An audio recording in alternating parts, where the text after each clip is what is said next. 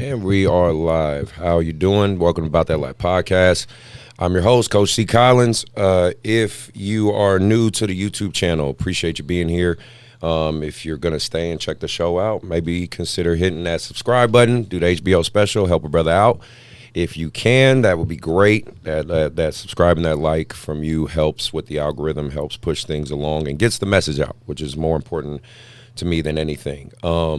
Got a really cool show for you guys, doing something kind of different, a really cool premise. I have two podcast hosts myself here, / content creators, / coaches, / youth advocates, / everything. So should be a really cool show for you. Please check out the intro. See you when you get back. Hey, Bout That Life Podcast. If you're not a subscriber, you need to be. You have to be. You're learning about the game. You're helping your young athlete on and off the court. Check it out, Bout That Life Podcast.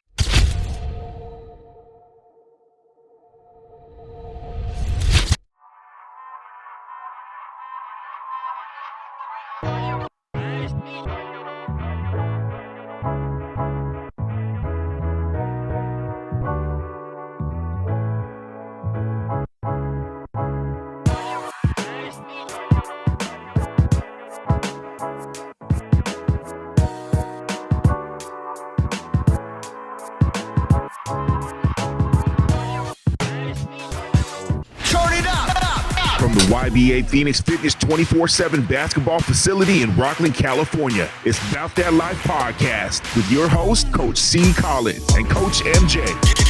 Start 3, 2, 1, let's go. Hey, welcome to Bout That Life Podcast. I'm Coach C.Collins, your usual host and the guy that talks a lot of shit. I'm here to do another episode of Bout That Life Podcast for you. We are doing something really cool, really different. I'll get all into that after I do a quick shout out to my sponsors. First shout out, of course, goes to Dr. Dish, best shooting machine on the market. Why? That's because they sponsor me, so they're the best shooting machine on the market. No, real talk. They have the All-Star model, the Home model, the Rebel. Whatever you need. If your kid needs to get shots up, I would definitely suggest the Home model. It's pretty inexpensive, and they're really good with their customer service. Check them out. Tell them About That Life Podcast sent you, and they will hook you up. Also, if you are looking for basketball tournaments, if you're looking for AAU, Rec League, whatever level your child in particular is starting at, they even have adult leagues over here. Check out Hardwood Palace. It's in Rocklin, California, right next door to YBA. Hit up Grant or Steve, tell them About That Life sent you, and they'll hook you up with a discount for your first tournament. And yeah, they're a great supporter and sponsor of the show, so definitely go check them out. But with all that being said, I want to get you guys to my guests. Also, consider, especially if you're listening on the audio, do the HBO special, help a brother out, hit the follow, hit the like button. It always supports, it always helps.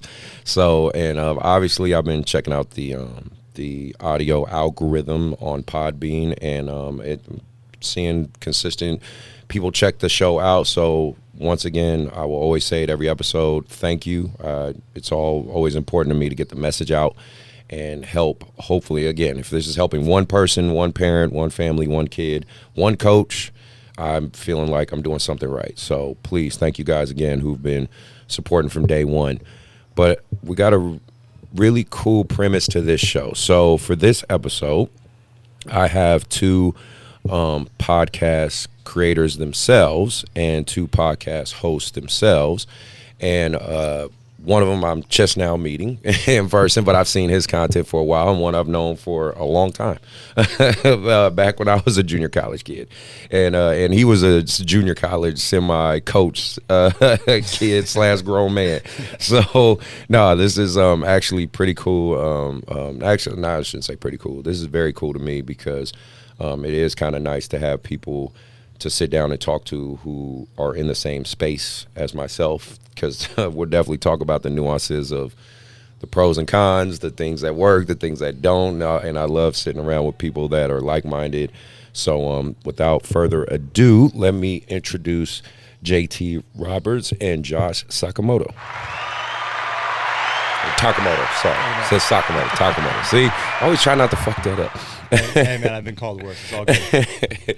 No, thank you guys for making it out tonight. I really appreciate it. Appreciate you, man. Yeah. It's a long time coming, though, for real. No. Shout out to you, though. I mean, like I said, we digging the visuals. We digging the setup, the grind. But you've been working, man. So you've been putting your information out there and consistently. But also, I would say with just a honest vibe, bro. Like no cover up, no BSing, but just real honest and straightforward. And I think that's what should be accepted by the people. And that's how you can move, man. That's why you can move. You can stand on it, as they say. They stand on business, but you go about it. Right, wrong, or ugly. You gonna tell the truth. For sure. I mean, people need to hear, man. So keep it going. And shout out to you, bro. Thanks, man. I appreciate that a lot. Man, it's a dope platform. Like we said, the studio's dope. Makes me feel bad about my setup. little office behind the Zoom camera.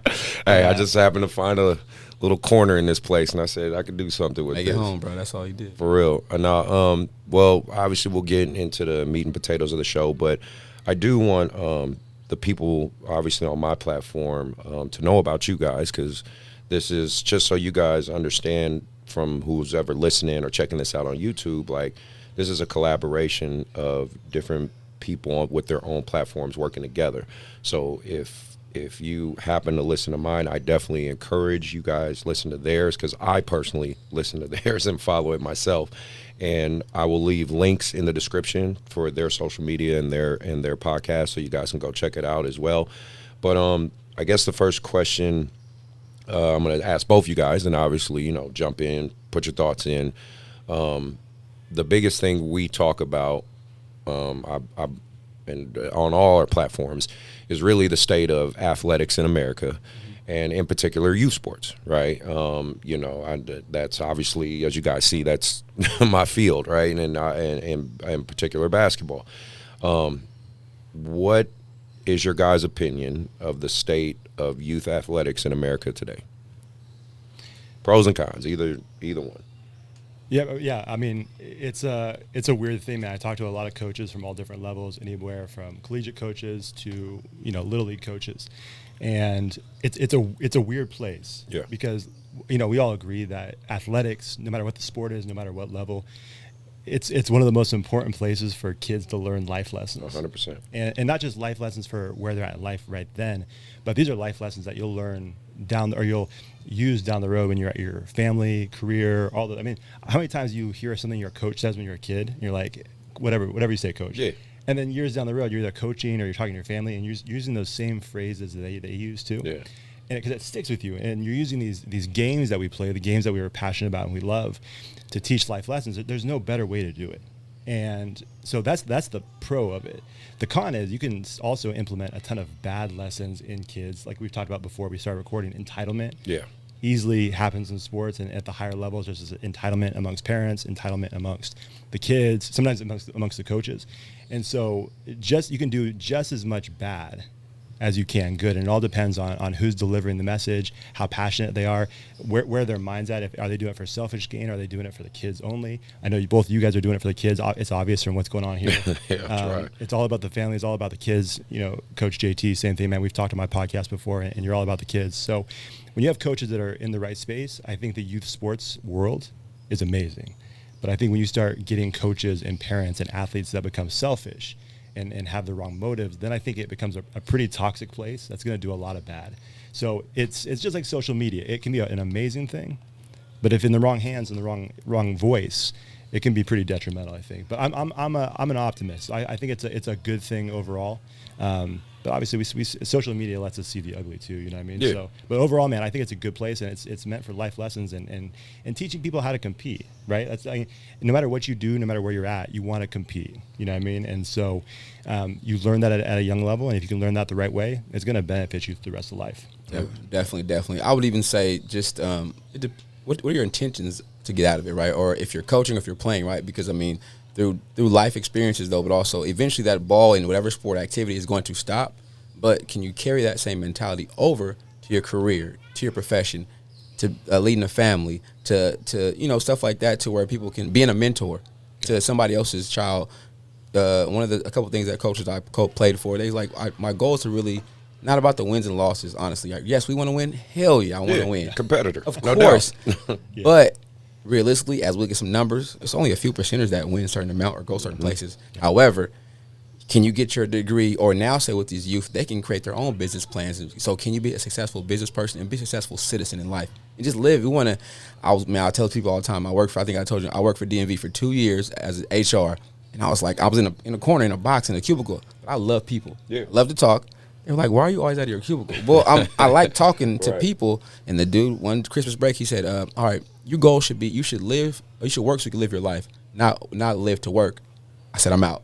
Yeah. I went back, got my master's degree, so I could, potentially if I want a chance to be a junior college coach, I had to have a master's. But I was like, to find your passion in something is a blessing in itself. But then why you're doing it, because in coaching or volunteering around anybody else's kids or something like that, it's not always a physical dollar reward. No. But to this day, I still got parents I've coached their kids or kids. I come back. Last winter, I went to I coached 30th birthday party. I coached him at Kennedy years ago. He said, Coach, you better be there. He's 30 now. I'm like, damn, but we can legit have a beverage together. You turn 30. But he's like, I appreciate you. I need you to show up. You better show up. I had to go. Yeah. Other guys come back around that have coached and come help and see, what. So to me, I've always been big on relationships and value relationships with people. Yeah. So even with Chris, never thought I would run into him in this atmosphere again like this. But we met on the basketball court. Yeah. I'm coaching. He's playing. I'm getting on his ass about shit. He's trying to do shit, but we're working, but we're grinding. But the work ethic was there. But then I leave, go off after we come back from whatever he does what he has to do. We come back. It's respect though, because at the end goal, I just want to make sure he's a successful man, which he is now. But also he's still giving back to what the game does. I just want people to make sure they value it. The state that it's in now, I feel like it's just so much of like I have to have mine. It's not enough selflessness. Yeah. Yes, we know some people can be the top dog or scorer, but everybody can't score the 25 points a game. Yeah. Somebody got to get a couple assists. Somebody got to play defense. And it's so much focused on what can you do individually. But all your small things can help this team win as well. And that doesn't, to me personally, because I wasn't the guy that had to score. I play with scorers. I didn't have to score. But I got to guard the best guy, and they relied on me the same way I relied on them. And I think that part has kind of gone away a little bit. And then, it just comes with coaching too. As we get older, we learn lessons. Yes, we've had to take our shifts. I'm the first to say I've messed up plenty of times in my coaching career. This is going on year 18.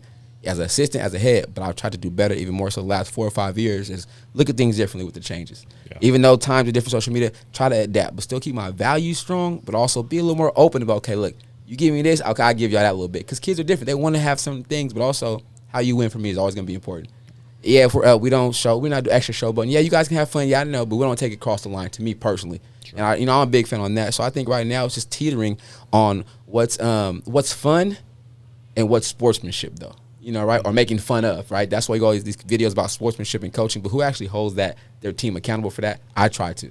Yeah. Like my guys know, okay, it's a certain line. Yeah, we have fun, but we're not going to try to embarrass somebody else like that or embarrass a player or a coach, a team. No doubt. So I just think right now it's a point where people should communicate on what is holding it, what should hold it together and not what's going to get the most views. Because right now we're in what gets the most views.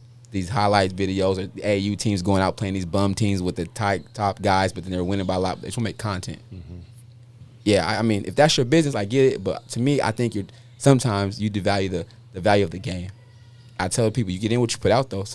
So a college coach might see you effing around on this game film and say, oh, I can't have that.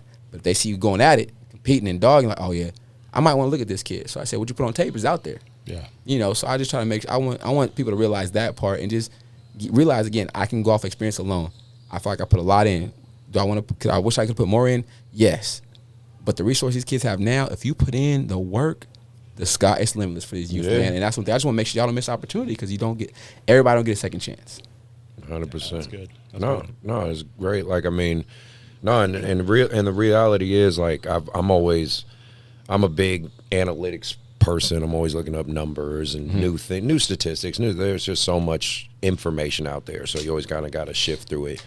And it's funny because I work at UPS. That's like my job. And when I'm there, that's when I do a lot of my content work, which is weird because I'm doing my job, but that's just brainless work at this point. I just do that. I've been there like 15 years. That's whatever. I just do that shit. I'm like, boom, boom. But like, but like I'm like on my phone researching things, listening to other podcasts, looking up different analytics statistics, just all that stuff. And like youth sports right now in America is a $40 billion industry. It's a $40 billion. That's like all across the board. Like we're talking all youth sports, and $40 billion industry. So it's like, I understand with anything with that much capital, there's going to be some level of corruption. There's going to be some obvious negative sides to it, just like with anything, right? But I think I think if there's enough people trying to do the right things, that ultimately it'll be in the right direction, right? Because I talk about it on the show all the time. Obviously, my main field with basketball, but I talk about youth sports all across the board because I have so many kids in my club that play multiple sports, so I hear so many stories from everything, and it just it's universal, right? Yeah, it really is. It's universal. Like everybody, every coach, every level, every program's trying to figure it out. Yeah, you know what I mean? Like with all the nuances, with the technology, the social media, the way these kids can get access, exposure. right? Yeah. You know, there's a kid plays for Arsenal, KP's son, Cam Potts. Yeah, you know, his kid's got like 70,000 followers, but he's only 11 years old. 11 years old. You know, and I know his dad manages a lot. His dad's you know, good dude, solid runs dude. Arsenal. He's LeVar balling his son a little bit. He knows what he's doing. He's playing the system, and I told him, KP, that's smart, man. Real strategic. Like, yeah, like if that's my son, I'm gonna try to do things right. But but it's dangerous at the same time. So I know he's always kind of got to manage his son's ego. At the same time, manage the social media aspect, because eventually Cam's going to be 16, 17. You know what I mean? So he has to think of that version of himself. I'll say this real quick though. Maybe in June when I was in LA, had the honor to go do some Big 3 stuff with the homies. We're in the same hotel. Yeah. And I've seen son Cam a couple of times. I don't even know if you remember me, but even if you didn't, I saw Pops too. Said what's up to Pops, another formal introduction. But I will say this: shout out to Pops, the two boys.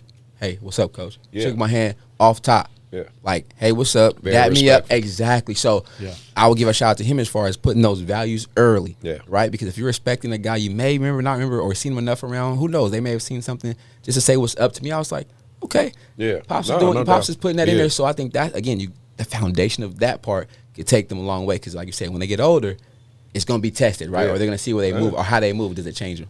No, dude, that foundational piece is huge. I remember I was at an event, character combine event, who I eventually went on to intern and work for, and they had Jerry Manuel, the former Major League Baseball manager, and he was speaking. He was talking about like the foundation of a house. And he said, if your foundation isn't strong enough to build upon that, it's all going to crumble down. So if like you're trying to get to the D1 level, the pro level, but your foundation isn't strong enough to hold 1, 2, 3, 4, 5 levels of that house, it's not going to work. It's going to come crumbling down at some point. So that you talk about that family piece, man, having someone there, especially you have 70,000 followers. You know what's crazy too? I feel like with social media, and I don't know how you guys feel, but I feel like it almost minimizes 70,000. How many does Golden One hold? Oh, people, right? How many people does Gold One hold? Something about followers, right? I have no idea. I'd say maybe 20K. 20K. Maybe. Now you imagine standing in the middle of that stage. Yeah. With that many people watching. All the lights on, right? Yeah. And then you triple it, 70,000. Yeah. And this kid goes crazy though. He's and the thing is, he's dope too. So I think how crazy that is. The only thing I do at 11 years old, wonder why is for no kid, right? For no kid though, I don't wish that upon nobody as far as those pressures or the comments that come with it. Yeah. Or the hate for anybody's kid, anybody's program with the youngsters like that, because mentally, as a person who's been in mental health field or works myself or dealt with stuff myself as an adult, there's no way I feel a kid could handle comments, gestures, or that type of scrutiny they may get because of their gameplay on the court. You know what I mean? Or their shine. That's the part I would worry about. You said, man, I think that's something that parents need to really, really think twice about before just getting their kid out there. Well, that's the thing too. People talk about, you have 70,000 people following you, but that's not 70,000 people rooting for you. Right. True. There's people out there they're rooting for your downfall. True. So that's why they grab a screenshot, they record something, because not everybody, and sometimes people save that stuff. So that's why you hear these stories about, something coming out in a kid's social media. Right. So I posted that 4 years ago. Well, it's because not everybody's on your side. Yeah. Like some people want to see your downfall. Not everybody loves you. And so when you have 70,000 followers, some of those people are your enemies. Yeah. That want to see your downfall, or maybe even your parents' enemies. Right. And they'll use you as collateral. It doesn't really matter, but like people don't think of it that way. It's like 70,000 people, even if it's, even 100 people.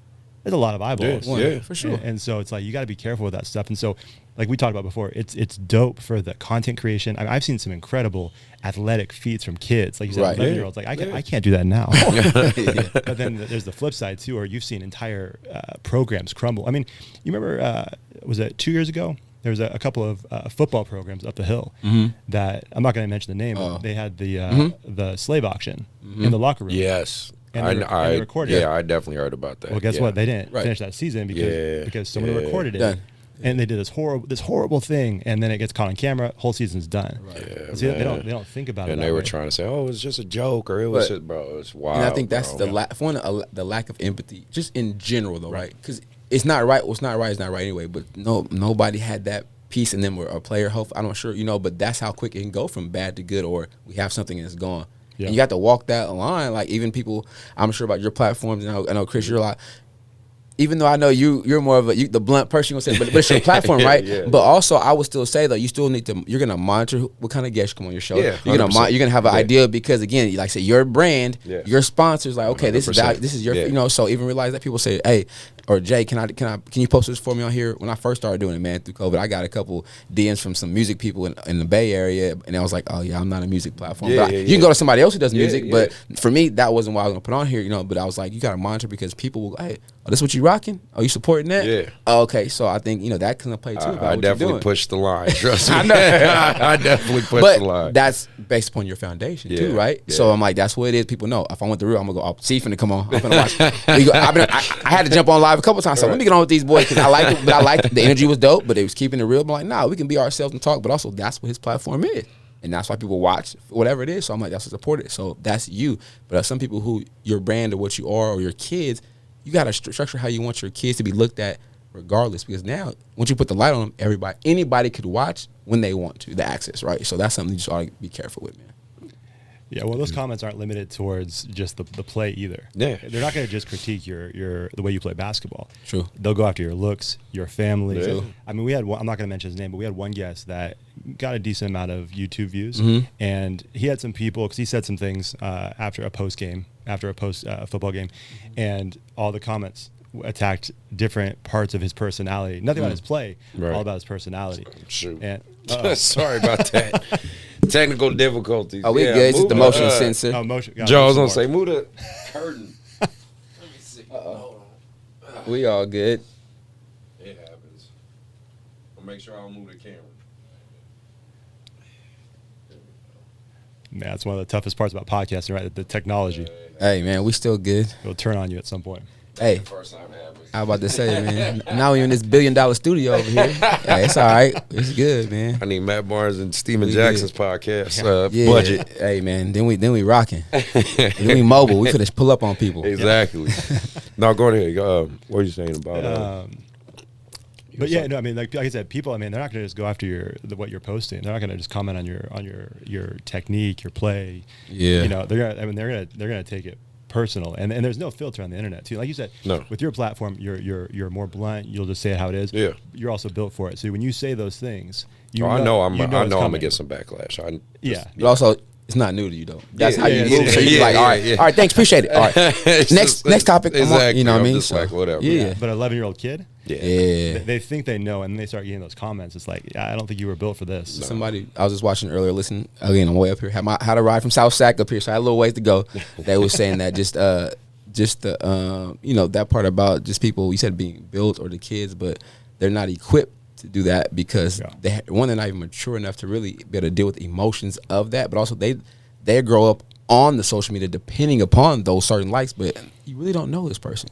Yeah. You really don't, you know what I mean? So now you're letting them affect your mood because you want to be all the likes, you don't want the comments, but that was come with it. So, that's what there are social media generation right now. Those kids right now are being brought up in it, right? Like we had friends, I had to go to Chris' house, I wanted to go holler at him. Right. I couldn't, Chris living Rocklin, I say in South Sac and me just talking FaceTime, whatever, DM like that. And then, all right, they will link up once every couple, whatever. Nah. Yep.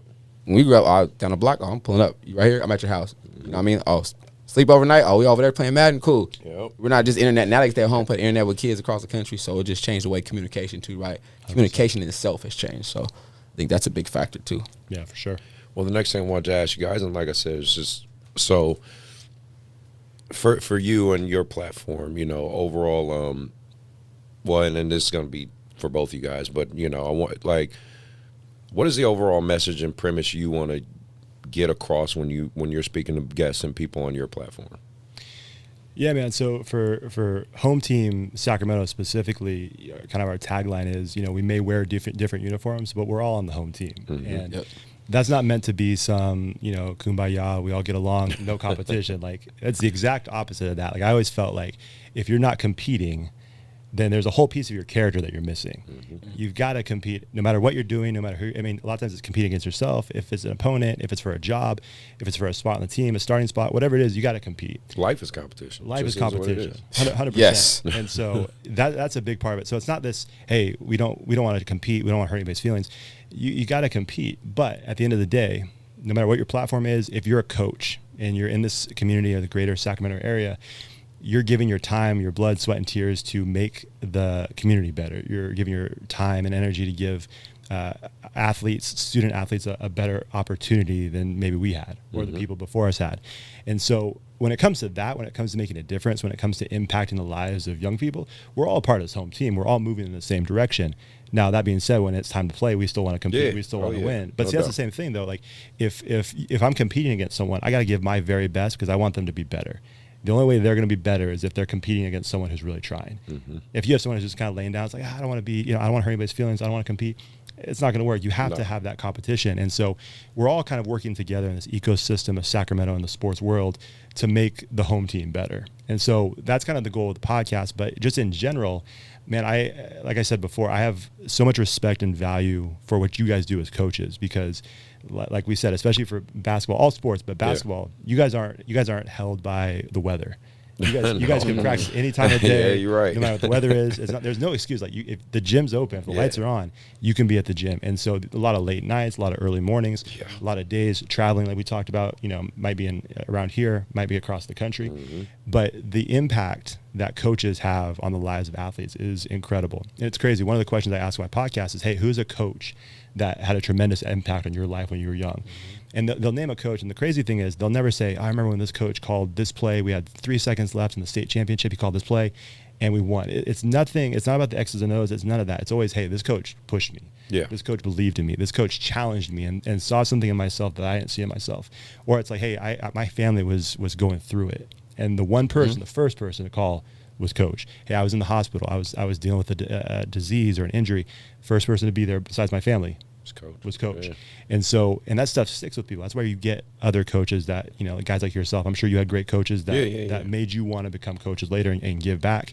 And so the impact that coaches can have on the lives of young people is incredible. And like we keep saying, and it's the thing that I love the most is you're teaching life lessons.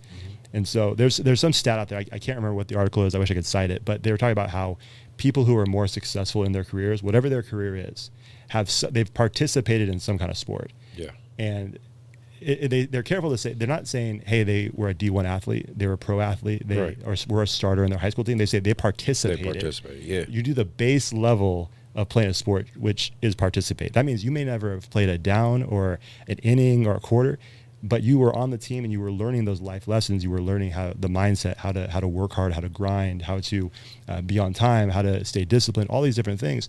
And it's because you participated in sports. Yeah, I agree 1,000%. Yeah. Not just cut you off. No, please. It's just funny. You made me think, and maybe you guys saw this too, or I just always found it strange when I met people that didn't play a sport like ever.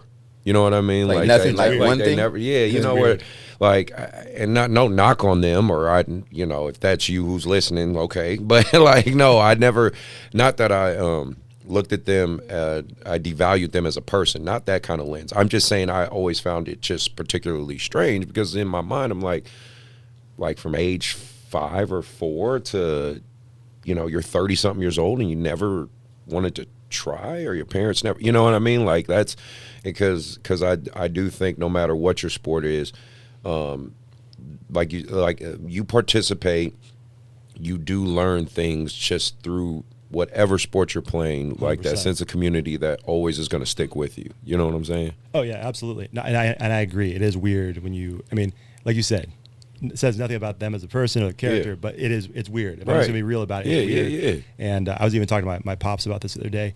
I said, we played baseball, we played sports growing up, and he taught us how to throw a ball, all that stuff. I'll still run across people that have never thrown a ball.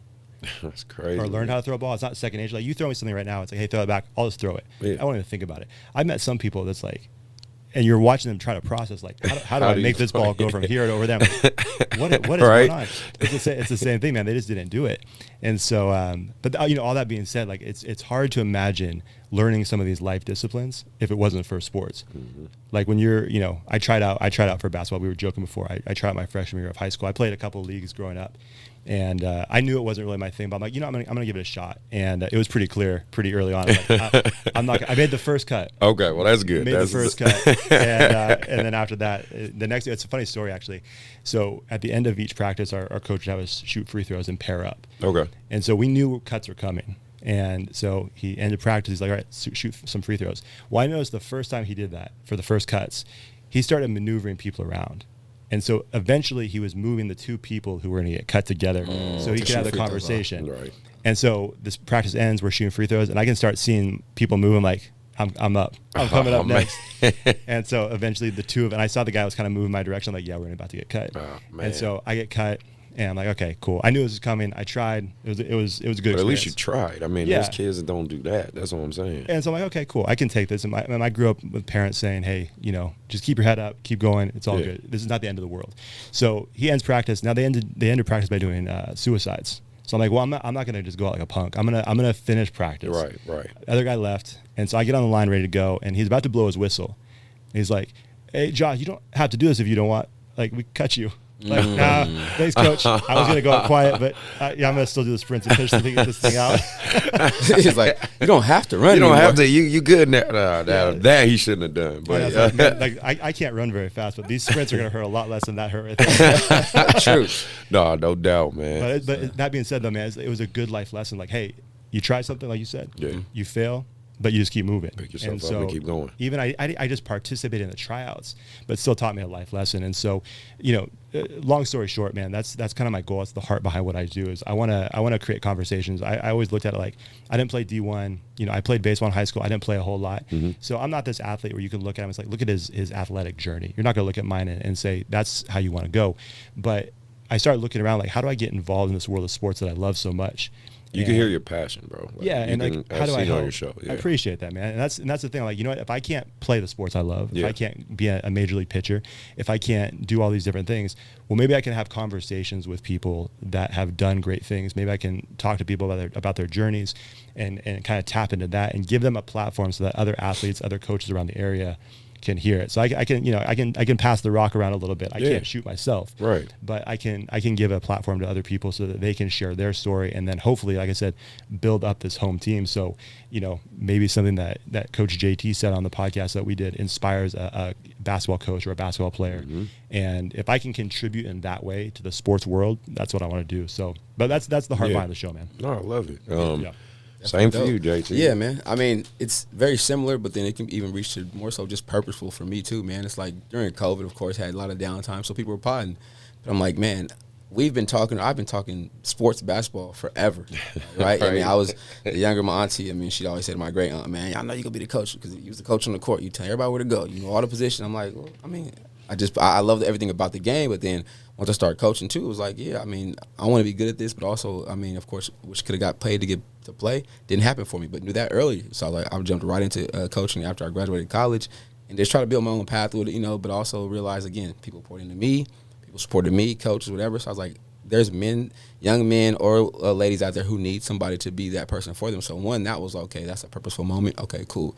But now it's like, man, this actually can be a profession. I could do this for a long time and hopefully, get a decent job somewhere coaching where I could provide for my family or, what I'm saying, just, and my family's a close-knit. Like, I'm coaching, they come to games, or if I need to work a door at a term, they come, and we just support each other. We're a sports family, so I think that's just in us. But even more so now, man, after COVID, I was like, I did one interview, shout out to Odie Strahan, his podcast, man, Straight Talk.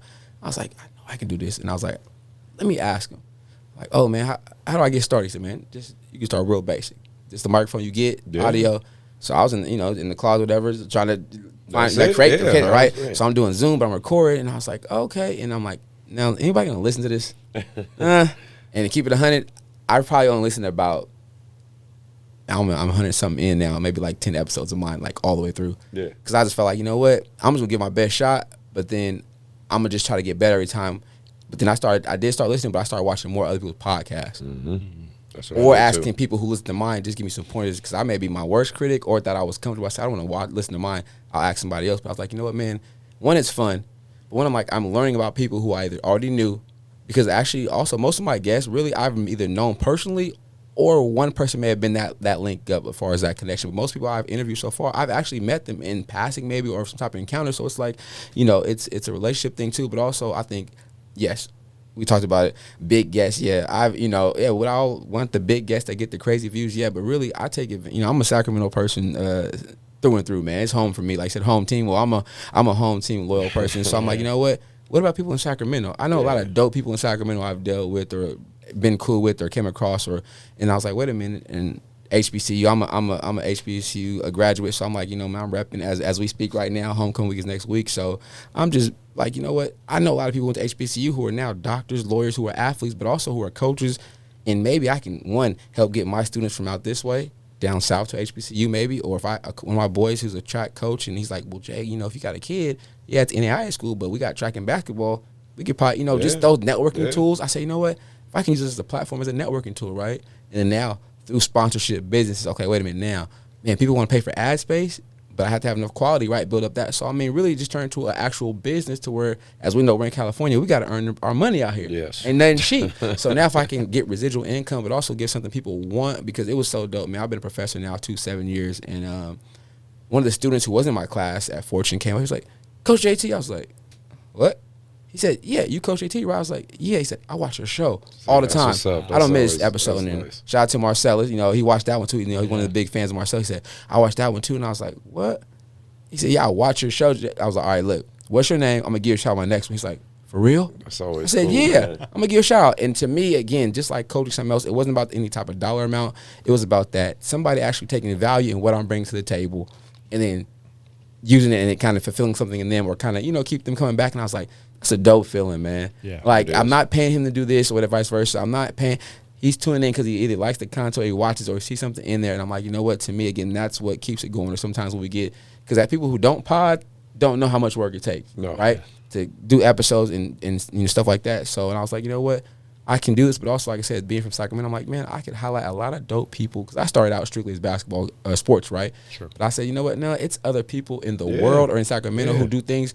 I just want to get a chance to, like you said, shout out because maybe it's a connection. Like I've had people say, hey, do you mind sending me their Instagram or email because of whatever reason? I'm like, yeah, let me check first. Okay, they said email them here. Or I've emailed one of the young ladies from HBCU, but she's one of the first black, don't get me wrong, but she went to FAMU, but she's at Vanderbilt now. Got accepted into a program, I think it's some type of neurology program. I'm like, that's super dope. It's other black women who are out here who want to be in her field, may not have no idea or nobody to relate to.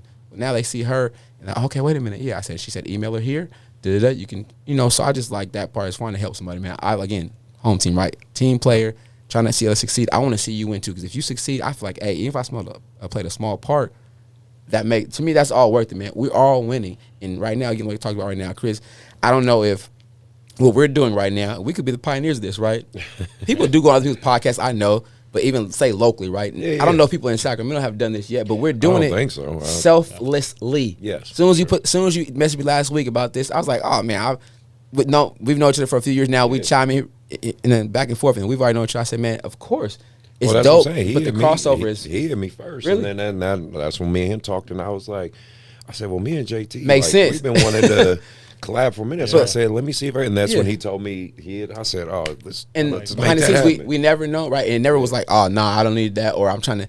We were all on the same page, not even know we all want to do this, make this happen. But I think, again, with life, sports, more people need to be together on things because we can move more. We can get our different viewers in front of all platforms because some of my viewers may not watch your show yet. Yeah. But now they may vice versa, but it helps everybody. And I think for me, that's what my podcast is going to and going further forward because I just want to see other people win.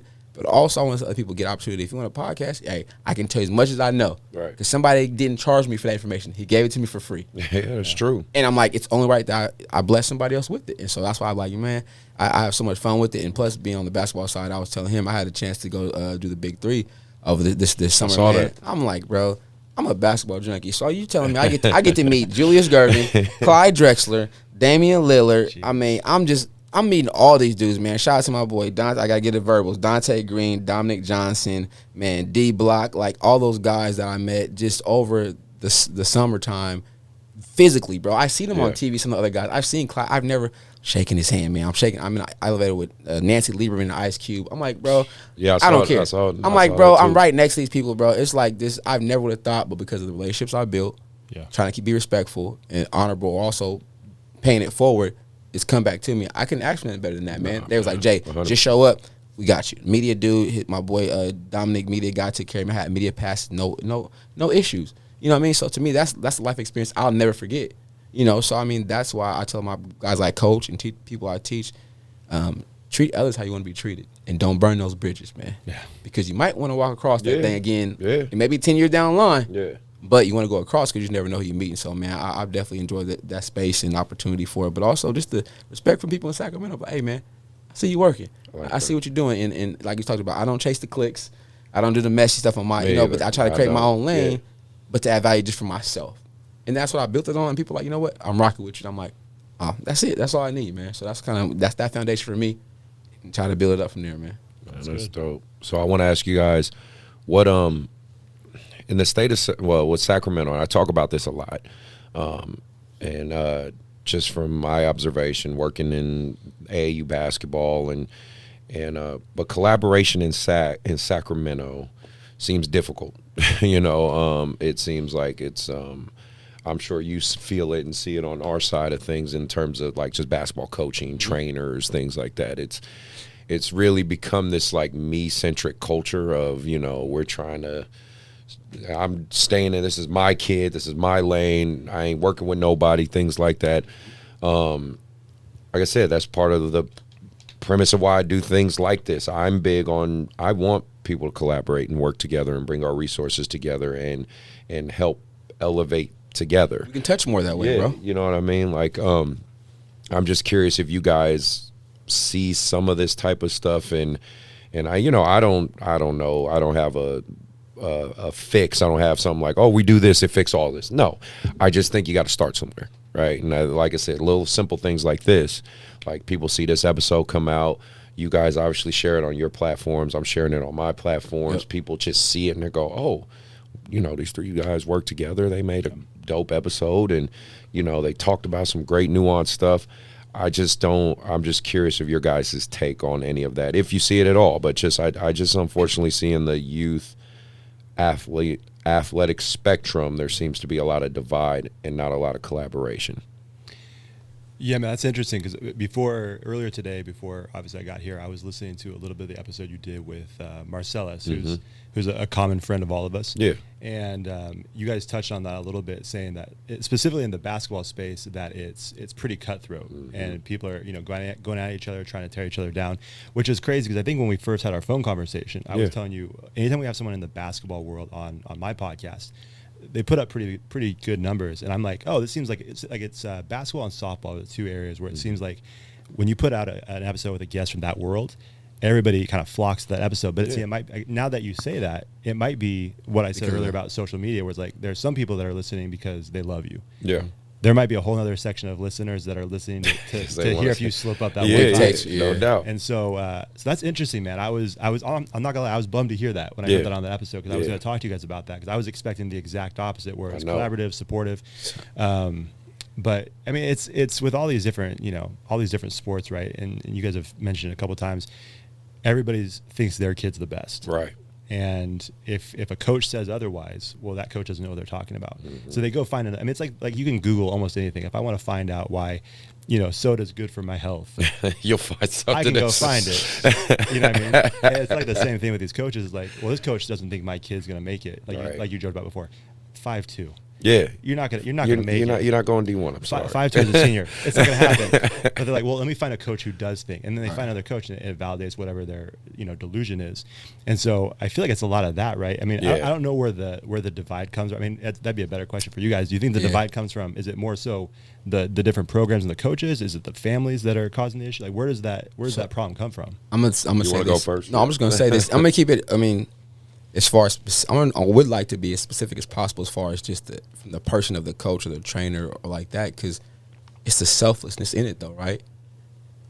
I feel like, I mean, again, in relationships, some people don't value the same as I do. Like I said, when he called, I've been talking to him for the last, we've been chopping it up since he's been doing pods and commenting and vice versa. I either want to inform him or give some information to him, but I also want to be receptive of what he's saying, because he has a point of view that I may not have, and it's hard to get people. And if it's just, I mean, males or females, I'm not sure on the female side of how, but males to be like, oh no, this is me.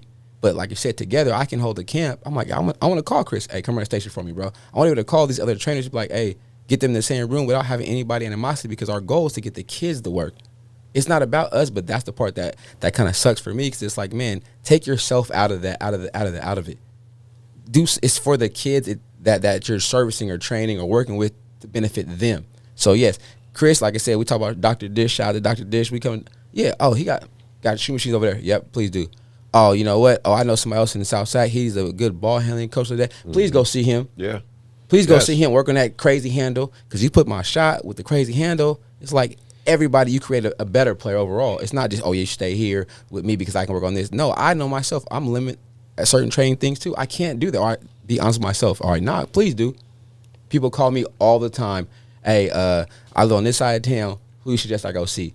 Bam. If you're in North Sac, here's the 3 trainers in this area. If you're in Rocklin, I'm giving, because I don't want you to drive to South Sacramento to work with me or somebody else I know in South Sac. Bro, like, go see them. Right. Tell them JT sent you. Hopefully they look out for you even more. But that's why, and I think that's probably the biggest thing, is it's enough basketball playing kids around. Mm-hmm. So it's not about the players, enough the numbers.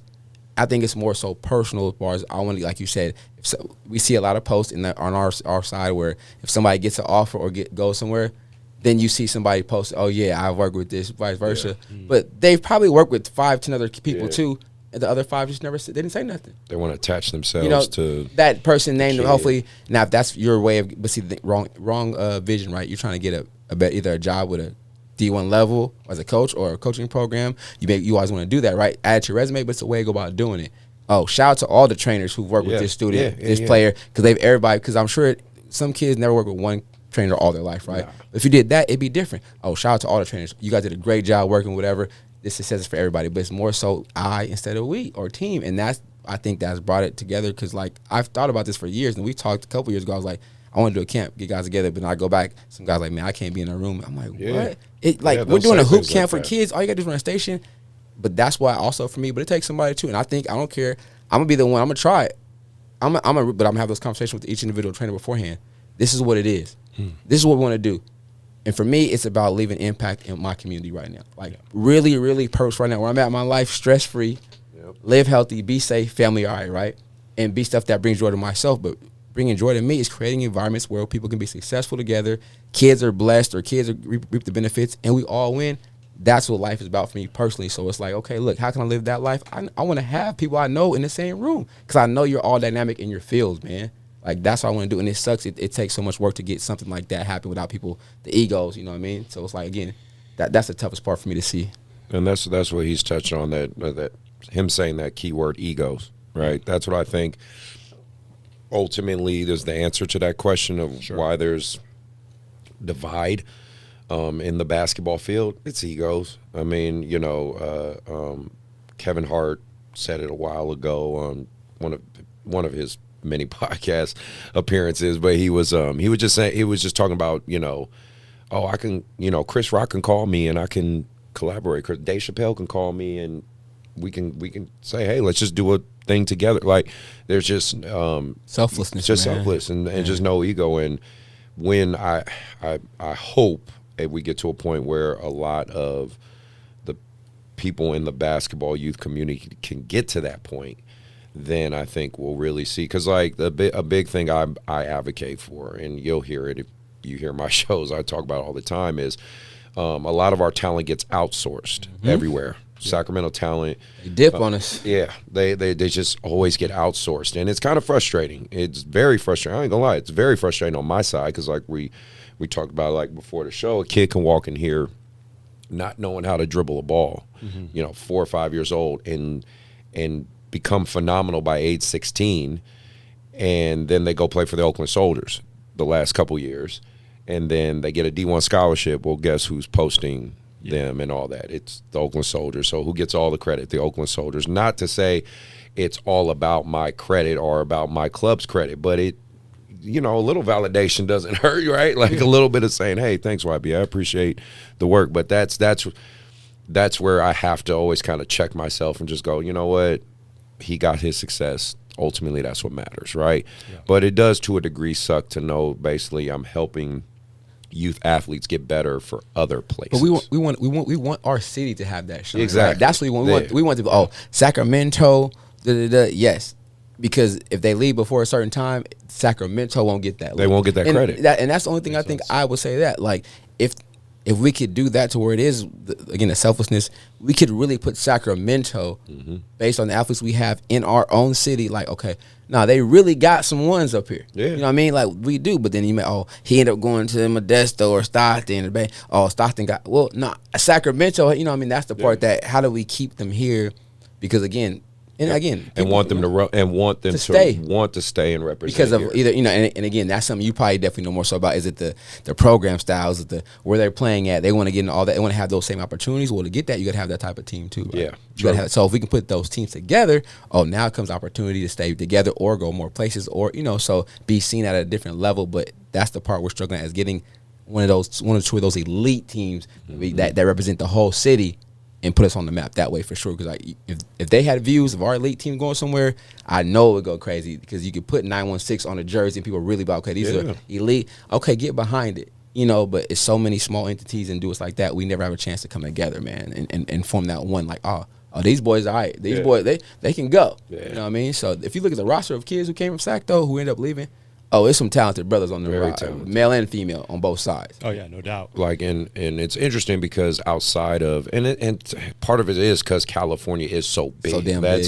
Like because I ended up finishing up in Chicago for my specifically Deerfield, Illinois, but for my my degree in hooping and whatnot. Being out in the Midwest, you realize how small other states are. Yeah. So it's like when you're playing a team from Illinois, it is like the best. It's like the best 10 kids in their state. You know what I mean? Like, but here we talk like the best 10 kids in Sacramento, right? But then that's not even counting the best 10 kids in Oakland, the best 10 kids in LA, the best 10 kids and even different parts of LA, San Diego, like all that, like Orange County. You can break it up. Yeah, you know what I mean? So that's another peak component as well. Yeah. But like an interesting thing that I even brought up, the episode I had Andre Stojakovic. I said, the last 2 years are the last, and I shouldn't say 2 years, sorry, the last in recent time, 2 McDonald's All-Americans, and for high school basketball, that's a real high honor. That's top. Came from Sacramento. You had Andre Stojakovic and Jordan Brown, and they were Sacramento guys. Jordan Brown went to Wood Creek, but then left and finished up at Prolific. And was Jace Jarrett a McDonald's All-American? Yeah, McCain? Was he? I don't know. Yeah, he had to be. He was getting ready to play the year. Yeah, I'm sure he had to be. He in the NBA right now. Yeah, but in the league, he's from here. And then, you got Jerry McCain, who just got drafted. Jalen Wells, who just got drafted. And shout out to him. He did my show. Yep. Like, but again, a lot of these kids, with the exception of Jalen actually did stay. I was saying, like, but that's the thing. I hope they look at that, too. Yeah. He did stay through the program. Yeah. And he started off at a Division II, went up, and now he's in the league, bro. Yeah. Like, even it's crazy. I'll give it. Also went to Michigan, man. DJ. Oh, DJ Wilson. DJ Wilson. You know what I mean? Yeah. DJ Wilson. But it and that's the thing. So I want people to know it can happen too, right? Y'all don't think it can't happen. You got to make choices. I get it, but you still can get to your goals based upon if you're staying in Sacramento. It's just how you move, who you move with, but also it's about that work ethic, man. I will say this again. I've seen Jalen for years. Knows older brother DeAndre. I was like, man. But you always say his little brother, right? Yeah. I see why. This dude's a gym rat. He eat, sleep, dream basketball. Yep. Shout out to DV out there in Folsom, working with Jalen. I was like, bro, and got a chance to interview him 2 hours in Sonoma, but just a real humble kid. Yeah. Attitude. But talk about work. He can shoot the cover off that thing. He's got a high skill set. That's where he is now. And it's like, so it can happen no matter if you leave or stay. But yes, we would want our kids to stay too. So I mean, it's our city. I take pride in my home though, man. I think that's why I'm a homer. Like, bro, people be knocking Sacramento. I'm like, nah, don't do it. You don't want to do that, man. You know what I mean? We it sound good, but don't take us for granted up here, man. No, and so JT, I wanted to ask you. Yeah. You you've been like you said, you've been coaching a long time. You've seen, all aspects of it, youth wise, AAU wise, high school wise, all, and whatnot. What would you say is kind of the nuance? Because that's become kind of a topic or argument nowadays, right? I've had parents say to me, do you need high school ball? And then I've had parents say to me, do you need AAU to, and my answer is you need both, period. You need high school athletics and AAU basketball in terms of being on those big platforms. And it's no different for any sport, for volleyball, for baseball, for football. Well, they have 7-on-7, which is their version of AAU. But even still, like, you need both. You need school ball and you need the travel competitive athletic side. Just curious on your thoughts, being that you're in all those fields. Yeah, man. Like you said, I remember going on live with you and another couple other guys about this topic. First off, for the high school aspect, as for right now, I think yes. So since, as we know, right, for us in our days, and we're dating ourselves in our age, man. High school back then was it, because that was just it. Everything. Unless you were good enough to play Nike League or on those things where they actually came and was like, oh, yep, you get selected. So that was it. But also, wasn't no open enrollment. I went to Southside School here. We played at school down the street. I went to school where I lived at. So it meant then, as far as that goes. But now, I would say high school is more so now teaching. It's really the off-the-court stuff, too. Can you go to class? Can you be academically stable? Because now practice can be either after school or dang near 7 o'clock at night because you got the school with 3 teams. You got to go late practice if that's the case. Or coaches like myself now aren't on campus anymore like I was before. So based upon schedule, it has to adjust. So you're really teaching high school kids, can you get up in the morning, either get an early workout in? If coach goes early, you got to go to school. That's prepping you for that college lifestyle, really, right? It's a long day. AAU, I feel, that's like, okay, on Christmas break or in the off season, oh yeah, I can go kick it, but now I ain't gonna get extra work in. Yeah. So I think now it's more so. I had to realize this too. It's more a training, mental, physical process step, learning actual walking through it, right? Because before, again, when I was high school, it meant everything. We wanted to play everybody, anybody. Games meant everything for us. Bragging rights, everything. Now I don't think kids really care about their schools that much, besides of who I'm gonna see at lunchtime or who I'm gonna go make video with during passing period, stuff like that. It's not the value in that, but also, I don't even know about the relationship part. Some of my friends I played with in high school, and I talked about somebody he went to school with, some of them are my best boys to this day. Like, we have a lot of stories, good, bad, ugly, like parents going through things together. A lot of my boys had single parents home too, so we were like brothers then, but moms knew I was at his house, vice versa, she knew I was at. So we grew bonds that way, but also for us, it made us tighter on the court, high school-wise. Oh, we rocked on the court. They were like, damn, we played together all the time. Some of us got to play 4 years together, which is great. Some people came in late, but we still accepted them once we realized that, and it just made the gameplay better. So, but now kids get that part from the AAU. They get the camaraderie part, spinning trips. Like the culture. Yeah, they get that. We got a road trip, so we got to hang out. We got to drive in the car 6 hours. We're hanging out because outside of that, they may not see. They're not gonna hang out like that because they're either doing their own thing or staying at home. But for us, basketball, high school was our outlet. Like, oh, I'm over his house. We got games. We got practice. Yeah. I know where you at, but you better call me at least when you get to your boyfriend. The mom gonna call me, right? Or the mom gonna say, hey, you at his house for the night? Are you good? Yeah. Or road trips, and that's where the camaraderie is. So I think the AAU has taken over as far as that. The visual scene, you can see more kids. But high school is more so now teaching life. It should be teaching more life lessons per athletes on how to maneuver this thing, because when you get into college, as you know, even if you're that 5-star, you're one and done, it's a long process for you. The days are longer, different. The travel is different. Trying to manage academics for those that got to keep the academics right. Like so I think that's more so. I've had to really, because for a while I was, you just drove me crazy as far as but the playing aspect style, right? I was like, they just going. They just throw the ball. They just out going, there and I'm like, man, I'm a little bit structured. I've had to shift. I had to learn through good, bad experience. Okay, be a little more lenient, because that's when we start to cross over. You see kids in high school basketball try to do AAU stuff. I was like, what are you doing over here? You can't dribble the ball 5 times. Me, I'm a defensive coach too. I'm scouting. Oh, yeah, please let him dribble 5 times. Force to the left. He's not going to know what to do. Right. Hey, you can dribble 10 times. Nobody even say nothing. Yep. But high school, like, oh, yep, go that way. Funnel them. Chops coming. But now it's like the crossover. Okay, you can get an extra couple dribbling, but it's got to be quick and efficient. Stuff like that. So I've learned myself try to teach that way as well. Let the kids kind of still have their, but you got to give it to me on defensive end. No rest on this side. If you want to be able to do this down here and go down here and get to the rack, with an extra dribble that we may not need, you got to sell it on defense. So I've tried to combine that type of, and be open, right? As a coach, as a person, check myself, you know, and that's something that a man, ego, empathy has to do, change, but also be like, okay, you know what? I still want to be respected, my foundation, but I still want to respect the game too. But also know, man, it's changed for us. There's not as much value in an actual high school setting unless you got those core guys who really care about it. And that's why you talk about guys going to different high schools, transfer. I want to play with them because they all care. Or I play with them at AAU for 4 or 5 years. So now I go to high school, it's the same thing. It don't stop. And that's why a lot of those programs or teams who have kids play together, continuity, are so damn good. You're like, what the hell? They play together 12 months out the year. You're like, oh, this high school season. They're killing. Yeah. But I got to have tryouts in November with 2-3 kids I don't even never seen before. And they come out on my team. I'm like, I'm only 2-3 deep. They're 5, 6, 7 deep. And they play together 12 months.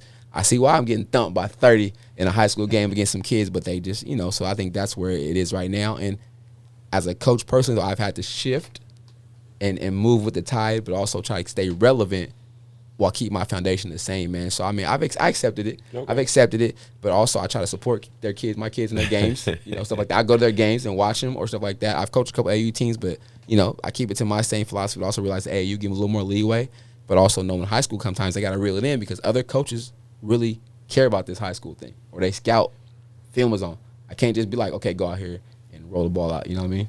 Yeah, that makes sense. So I'm curious because, like I said, I don't know a ton about the AAU world. Yeah. Obviously, you're on these AAU teams. You have kids from all different areas and walks of life, right? And they come together to play on the team. Like you said, they build that chemistry, that continuity. But when it comes to the high school season, do you see a lot of kids trying to go to the same school because they play on the same AAU team, or do they? Because, I mean, I imagine that would be a problem for some schools where it's like, you know, a kid lives in your neighborhood. He should be going to your school, but he decides to open enroll at a different school. That definitely happens. That's huge. It's a massive battle. Because open enrollment now is like, just give me an address. Yeah. CIF, whatever. As long as it legitimately gets signed off, they're good to go. Yeah. Because that started, I mean, I went through experiences, man. Well, I'll say that's why they try to get these kids at, like, middle school age. It's starting to Sean, I'll say this. I didn't know you had to go recruit heavy middle school kids. I mean, I know, but I didn't know it was that bad to where you're going to every middle school game to whatever you got to do. I mean, it's like, wow, you really, and then you got to go, like, talk to 6th grade kids for 2 or 3 years from now. Yep. Whoa. To come to your school potentially. That's gonna be a wild conversation. Yeah. You know what I mean? You got to talk to 12-year-old parents like, hey, man, are you thinking of my school? Like, you know, it's full college recruitment for middle school, elementary school kids. For high school, it is pretty much. That's a weird. I'm assuming that's a weird power dynamic. Yeah. Because if you're a parent of a 6th grader and you have these well-known coaches that are approaching you, like, please, come to my program. It's wild, right? Like you talked about before. I imagine that's where some of the problems come in. Where some of the divide, some of the entitlement comes from, because that's starting at a pretty young age. I just hate that some kids go to these. I mean, I don't hate it, but I wish based on they would take a deeper look on opportunity, because some kids go to schools and don't play and just donate money. They help fundraise, but their student or daughter never plays. When I'm like, there's plenty of other schools. Yes, they may not be these top schools in your area, but your son or daughter on that team can make that team a lot better. Because they get and so they can swept play up on a lot more minutes. You need court time. They get swept on the division. Yes. Yeah. And you need to be on the court playing, because if you get your numbers, you help your team win. One person may look at that. Yeah. But if you have nothing to put in that max prep stat sheet, DNP or 2 minutes here, what can you sell a coach if you're selling yourself on making your own highlight film or showing, all right, send me your sharing clips and send me your stats. Oh, all right, coach, I didn't play that. They don't have no visuals. Coaches want live game film, right? They want where the film at. Especially if you want to play college. Live game film. I don't need highlight tapes. Live game film. All you players out there, coaches want live game film. They can see highlights anywhere, right? But if you don't have that, what do you do? If you go to another school, oh man, we were above one game two above 500, but I'm averaging 15, 17 in high school for a year. That's all city numbers in high school. 17 a game or something like that. Like, okay. All right, so you may have something that can translate, but if you don't have that on film, or what do they go by? And kids just don't think about that, or parents some as much. They like, oh yeah, they winning. All right, I can see you over here. Yeah, but he got 5 more freshmen coming in who possibly could take, 2 play same spot. You only got 2 juniors. You want to come play right away. It's just about opportunity, man. And that's why it's that's why it's this weird nuance. And, I mean, we live in a microwave society right now. Yes, sir. Swipe right, swipe left, get whatever you want.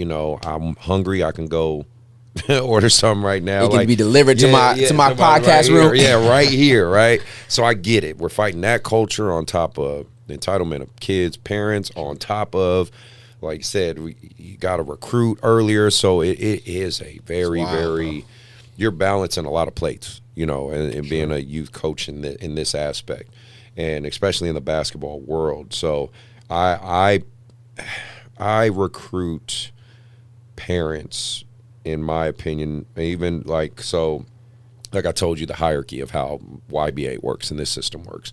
And me in particular, I coach the YBA elite side. That's where my direct hand is. I got a little bit of hand in all of this, but that's my direct, coaching, where you're going to see me at 90% of the time. Yeah. Because those kids and those parents are specific to seeing the vision that I'm laying out there, right? And if you don't see the vision, if you don't vibe with it, I tell parents it's not a good fit. You can play for another YBA team, or maybe the organization itself isn't for you. But I know I have to be very specific on the type of kids and parents I get. And that's the freedom-ish I get being in AAU. High school coaches don't necessarily get that freedom, because you got to take what's at the school, right? So you got to try to hopefully find a way to encourage these kids to, want to stay with the path and go to school. Because a lot. If I had to pinpoint a point where I saw it getting pretty out of hand at the high school level, it's when Sheldon was very dominant. That's when I kind of saw it a few years back. With Bagley was there, the Bagley brother. Shoot, it was crazy before then. Yeah. Like it was. That's when I want to say I really saw it. Like, because I think they had like 7 or 8 kids who all played AAU together, who all ended up like transferring there. I was at Sumas Oaks 2017, 18, 19. Played Bagley, and then it was like, but before that, even when like Boo Nelson was there, Ramon Alden was there, they was loaded. It was loaded, man. It's like all them kids in the area, but I was like, this is crazy, bro. You got one team with this many. It was wild, bro. But in Bagley, I think he was that second wave when it came around. When he came there, it was just like, oh, I'm going there. I'm finna just go play with him. Yeah, but he getting all the shot. He finna get the looks. He gonna get all the looks. You just gonna be the guy passing him the ball, I guess, or cheering on the bench. But it's hard to get kids, I guess, nowadays to, and this Gen Z and that's gonna kind of circle into my last question before we get into hot takes. But might as well, like Gen Z athletes in general, like all across the board, because I've talked to lots of coaches. Like you said, you've talked to different coaches, different people like that. You know it as well as I too, JT. Like Gen Z athletes, they're not us, and they don't have the mental fortitude like we did. And again, I could sound like the old head hating. I don't give a shit. Like, it's just the reality of it. They just are mentally softer, even though they have way more advantages, way more technology, way more information than any of us could have imagined to have. Like, YouTube wasn't a thing like that, where I could type in ball handling drills and get a list of 10,000 videos that could teach me how to dribble a basketball. I had to figure it out. I had I remember my mom got me an old Pistol Pete VHS tape. You know what I mean? And that was VHS. Yeah, I know. The people would listen. We are that old. Listen, and they go like, "What's a VHS? What the hell are they talking about?" Like, we are that no old. clue what they talking about. Like, that's what I had to look at. The first time I saw like real crafty ball handling was the old And1 mixtape, bro. And1 mixtape. And you're lucky if you got one of those. Yeah, you know what I mean? Those you are got all a pair out. of shoes, or Bro. if they, I got it from the bootleg man, or you know what I mean? Like, it's a damn like, pair of jump soles if you were lucky. Like, right. Man, you couldn't afford them things. Like, bro. that's what it ended up. That's what it was. Our ways to try to figure things out, but they got access to so much more. I don't know how. I think coaches have to adapt to the environment, but at the same time still keep their principles. Of course. I'm just curious on your guys' take. How do we get through to help Gen Z not only just in the athletic space, but just to prep them for life, because I do feel like with them having this softer mentality and our society in large being softer, that's a whole nother conversation. But I talk about that on this show. But yeah, I'm gonna say this quote real quick, but I'm gonna let you go after this. I've heard it all the time. I see it. You'll see it. I can tell a lot about how a player plays on how he grew up. Mm-hmm. Yeah. No, that's good. I mean, yeah, man, it's tough.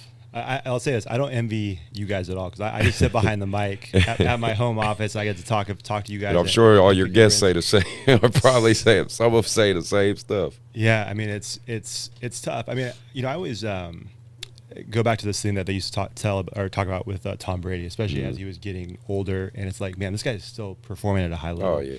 And I was listening to some podcasts, and they're like, one of the most amazing things about that is, the play is amazing, that he can still do it physically, but the fact that he's still able to connect. Because you think about it, he's a 40-something-year-old quarterback. Well, all these dudes that are coming in and getting drafted are young 20 guys. He's got deals, he has businesses, he's got family. These guys, they just got their first paycheck. Yeah. Oh yeah. And it's like, but he's still able to find some way to connect with them, even though there's this growing distance. And even with you guys too, right? Like, we're all getting older. You guys are still coaching young kids. The kids aren't getting any older. You're just getting new kids. Yeah. And so you have to find new ways to connect with them on that level. And so I think, I don't know. I mean, it takes, on top of all the things you guys already mentioned about being coaches, all the time and effort that you have to put into it, I feel like the coaches that do the best, at least from the conversations I've had, are the ones who listen the most to their athletes, who are in tune with what their athletes are saying. But like you said, that doesn't change the fact that they have certain standards, certain principles. They're going to hold them accountable. They're in tune with where the culture's at. They're in tune with where everybody, social media, they just know all those things. I've seen some coaches I've had conversations with that are legends in this area, that have been doing it for 30, 40 years. And they're in their 70s, but they know what's going on in the culture still. They have no business knowing. Stay relevant, right? Staying relevant. They have no business. but they still do it because they care that much. Like, I don't care about any of this, but I need to care because my athletes care, and this is the world they're living in. Them. Yeah. You know what I mean? And I think, I think accountability is a huge, that's, to your point about this, group being softer. I feel like accountability is a tough one, because I think people want the benefits of what accountability can bring, but they don't want the toughness that comes with it. Yeah. When you have to call someone out, that's being accountable. It's like, I'm calling you out because I care. Right. I think you even said on one of your podcasts recently, it's like, you might bark at someone, and people may not appreciate the language you're using, or the tone, or the volume, whatever it is. But at the end of the day, you're not doing it because you hate that kid. Never. A lot of times you love those kids. It's because I love them, honestly. And someone's got to call them out. And if they're not going to get it at home, like you said, JT, if they didn't grow up that way, well, you might be the best chance they have at hearing that message. And so, I don't know. I don't know if that really answers your question, but I think, I basically agree with what you're saying, man. I think you have to kind of be in tune with what's going on, but you have to kind of hold the line there. And if you have certain standards, even if it hurts their feelings, by you holding that standard, it's like, well, and like you said, I think it's good that you have those conversations with the families and the parents, especially the parents too, man, especially in the world that you guys are coaching, where so many parents are involved because they want their kid to get the best look. They want their kids to have the best opportunities, which is great. But I think, having that person there that's always telling them, hey, everything you do is good. Everything you do is right. You can't. Well, that's not going to. And like we talk about life lessons, that's going to cripple them. Well, their boss isn't going to say that to them. Right, and that's the biggest thing about you play how you live. I guess we all come from different generations, so yes, we had to fend for ourselves a lot more. Had to go to the park and just hoop. Had to sneak into 24-hour fitness. I had a membership, but all right, you go first. I'll come 2 minutes later. Yeah, we did that. Had to do all they that, have all the access, so being able to think like I need to find a way it's difficult for them because the way's paid for them. Yeah. Which as parents, anybody who has kids, you want your kids to have better. Of course. But it's like, ooh, at what extent? Like I've really laid it out for them. Well, you can't really reel that in, but then you hope through sports and somebody else's coaching. But that's a different. A parent needs to let the coach. Okay, I know they have this, but let that coach try to show them what it's like to want to get to something. Yeah. And then the parents cross over and say, no, you can't talk to. So you really don't want me to teach them how to get there. You want me to keep opening the doors for them and let them walk through, but again, at the end of the day, the life outside of these four lines or out of the gym, these walls, is not going to let them do anything. Mm-hmm. Yeah. And I think that's the biggest thing we're at right now. It's like, okay, as we want to have students, our kids, our athletes to have better. However, the work ethic part, coaches are there to instill that. Yeah. Because it's competition, right? It's even if it's an individual sport, you got to get better because other guys out there. But I said, especially if you don't want to be a part of a team. I mean, if you want to be individual, do individual sport. Don't do team sports. Yeah. Anything that resolves you need a teammate, somebody else is not for you because I need you like you need me. I need you to help me get this part, or I need you to have my back. First off, I say team sports are great. It should teach teamwork, selflessness, hard work, communication, all that stuff, camaraderie, all that to be successful. In a win or loss, it's not everything in that because through losses you learn a ton. I remember a ton of games I lost winning and coaching. All the wins, I have a lot of wins. Don't get me wrong. I don't remember those like the losses I've had. Yeah. The losses stick out. Yep. Coaching and winning. So it's like, but how do you bounce back? Do you go study more? Do you go get in the lab more? Do you train more? Do you listen more? Or do you listen to as a coach, all right, I got an assistant coach who's better at this for me. Hey, man, you take the lead on this. I'm not there with it like you are. Now, having that type of go on with your self-check could, make it a lot better. So, I mean, it just thinks that this next generation, they lose out on that because, again, it's such I want this result. I went and shot 500 shots. I didn't make 500. Why I ain't making it in the game? Because you missed 400 and something. Yeah, you shot them, but you didn't make that many, and that's a big thing, right? Those numbers don't lie. So if you shoot 300 quality shots and make 2-something, I'll take that. You shooting 500 and not whatever, right? It is 100. Okay, you shoot 100 shots a day. Get that percentage of a certain number. Okay, you're going to see yourself improve. But if you're just shooting 100, not counting the makes or not wanting to make some, it's not going to work.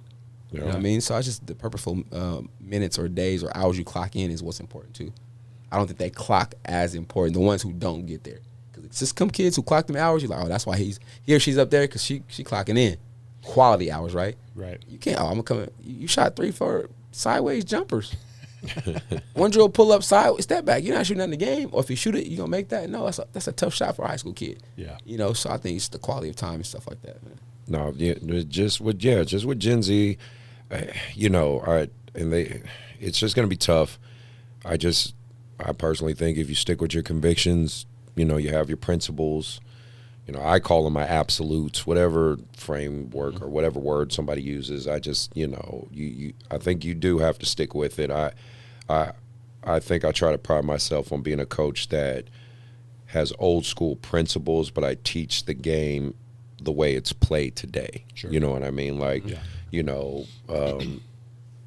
kids are going to take more shots. The game's going to be quicker. They're going to make faster reads. You know what I mean? Because they're more skilled. They're way more skilled than even I was at their age and things like that. So, you have to learn to kind of. It's always adapt is always typically the key word, right? There's a reason. Coach K before he retired was able to stay relevant. There's a reason. Roy Williams was able to say. Now, of course, they can recruit all the top kids, but you still have to, get those kids to buy in and play and get the job done, right? And that's where you're talking about have some sort of common ground and connection with them. Because you could say to a degree you saw the opposite effect with LeBron when he had that young Lakers team with he had Julius Randle, he had Kyle Kuzma, he had Alonzo Ball, he had that whole young core, but LeBron couldn't connect with them. He needed the vets. He needed the vet because he couldn't connect with them, and obviously they all separate. But imagine if that core stuck together. How good that group would have been, you know what I mean? So you actually, to a degree, did see the opposite effect where, like you said, where Tom Brady, you saw how he could still kind of get through those guys. And it's just about understanding and the common ground. Yep. But one more question before we move to hot takes. Parents.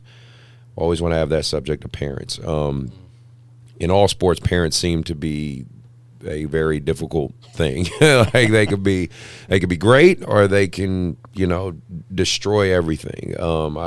There's an analogy I've heard a coach say that always stuck with me. He said most high-level teams don't explode, they implode. He said high-level teams, no matter what the sport, they don't explode, they implode. And he said because there's parents upset at this kid or this kid's getting playing time and they're talking on the car ride about, screw that kid, fuck that kid. You deserve more playing time to him. So guess what? That kid is now carrying that into the game with his teammate. And then you wondering why all of a sudden they're butting heads. And, it's always, man, parents can either make this a great experience or just make it like total hell for you. So I'm just curious on your guys' take with that or outlook on that when it comes to parents and, you know, how they should maybe just let us do our jobs as coaches. Man, I mean, experience for me, bro. I've been on both sides of that thing. No bullshit. Keep it way 100. Yeah. Good, bad. Keep it real, bro. I said, I had come from my neck. Yeah. Like, honestly, and it's like, it was never anything intentional on me. I may have either made wrong decisions or, you know, just keep it honest. Yeah. Wrong coaching moves or just didn't do something that way or still But you're learning human, as a coach. that's okay. But see, I think that's the thing that they might have to take in consideration. Like, it doesn't matter. Some coaches who coach for 1 year or 20 years are still learning or based upon roster each year different. They may have to adjust or make decisions according to that. So, yeah, if it doesn't go their way. Or, we've always won before you got here, but, well, I don't have the same players y'all had before I got here. Yeah. Right. Or, and anybody tells you, like, new coaches really, they need about a 2 to 3 year window to put a foundation in place, get kids to buy in, get the ones who don't want to be there out, or, that before you start to build on that. And I just know off experiences, bro, from that is the thing that people don't give you that time frame because they want that quick. Oh, you're supposed to be good now. My son are better than that, but, well, you come to practice and watch your kid practice. Do they get extra shots up, whatever. Do they play do they push themselves in an environment to where they're not comfortable? Because the game, when it starts, is not a comfortable thing. Mm-hmm. I can only do so much also based upon my personnel in practice, right? If I don't have D1 athlete kids to practice and we go play even high-level JUCO, whatever kids in games, my team's probably going to struggle because I just can't put them in the atmosphere during the school year because I can't have outside guys come in and practice against them to make them better. I can try to put 6 on 5. Even years growing up as a head coach, assistant coach, I put 7 kids on the court to try to implement that pressure defensively if we're getting pressed a lot and not used to it. So I think just the unknown appearance of what coaches have to go through decision-wise stuff makes it tough because they don't see that. Or if they say I've coached this or I've played that, I understand that you did in your time, but these kids, your student, your kids are different. Very different. And I'm still I'm still green in certain aspects or still learning, but also I'm trying. They're not getting what they want. Some, again, witness. Some got rewarded early for it. Some may not. They've sat at the bench and waited their time and then got rewarded late for it. It's an adjustment or a daily process with the coach day in and day out about players, how they should be playing, unless they're the ones that's always getting what they want. But sometimes it's even situations where I've been guilty. The hardest worker probably didn't get all the playing time, but there's a reason before that. They may be the hardest worker, but they're at 5'9". Or 5'7", and I need a guard and that's a or factor. bigger, or I may need if they're, you know what I mean. And it's a lot that goes into it, but they see just their kid. Yeah, and that's the part. Can you separate the two as a parent, or just have a cordial conversation with the coach on what should my student athlete do to do better? Oh, maybe do more homework. It maybe do more stuff like that. So, man, like I said, I've learned from the experiences, man. Like just failed or success, and been open to where I've learned so much to where like I said, it's made me a better coach for sure, but also it's made me keep my priorities in order too, though. Like, I'm going to keep my priorities how they are. So if you can't get in line with that, then yes, you can leave. But also, I've been blessed to coach kids who just want to play the game of basketball, and they're gonna sacrifice themselves for it. They're gonna try. They're gonna do it wholeheartedly to where, you know what, look, hopefully a parent should see, because some kids, like you said, the numbers were shown before, are just lucky to be on a team. Mm-hmm. Or if you try to go to one of these big schools, you're gonna get cut. yeah. Yep. Because you're not that, but maybe some kids I had, okay, you're here, let's just work. Let's work. Let our proof be in the work, and hopefully you improve a little bit. That's all I want to say. But if you have fun, be good academics, graduate high school, whatever it is, and go on to be successful, right? Would I want to make a playoff run every year? Hell yeah. But I'm not deep like that. Or I may have made some wrong choices where we lose a game, or you may have missed a free throw, but it's not just your fault. I'm not blaming you. You're not blaming me. We went through this journey together. At the end of the day, yes, those losses are going to hurt us, but at the end of the day, you're like, you know what? I enjoyed that process. I wouldn't change it for the world. I would only want to do better, and that's it. But as a parent, I don't know if they see that enough, right? You know what I mean? Because it's so much other stuff going behind the scenes with coaches or promises made, and that's the thing too, right? That can mess it up. If you promise a kid this, that, and other, they're going to hold you to that. Yeah. Sure. Yeah. So that's, you know what I mean? That's why that's the thing where it's at right now with the parents, man. It's just they want to see their students succeed, but at what extent? At the extent of the other kids losing? Like, that's the tough part. Yeah, well, and I've always I'm in a weird position, man, because obviously I talk to coaches, Yeah, I talk to athletes and stuff like that. So I hear from their perspective the parent thing. I'm also married to a high school teacher. Oh, so wow, okay. She's yeah. I also hear. I'm stories. sure she tells you stories. Yeah, she gets some emails, Right. and it's never anything about that she's done, but it's why is my kid not doing it? Very similar, Yeah. right? Why is my kid failing this class? It's like, well, your kid hasn't shown up for the last 5 classes.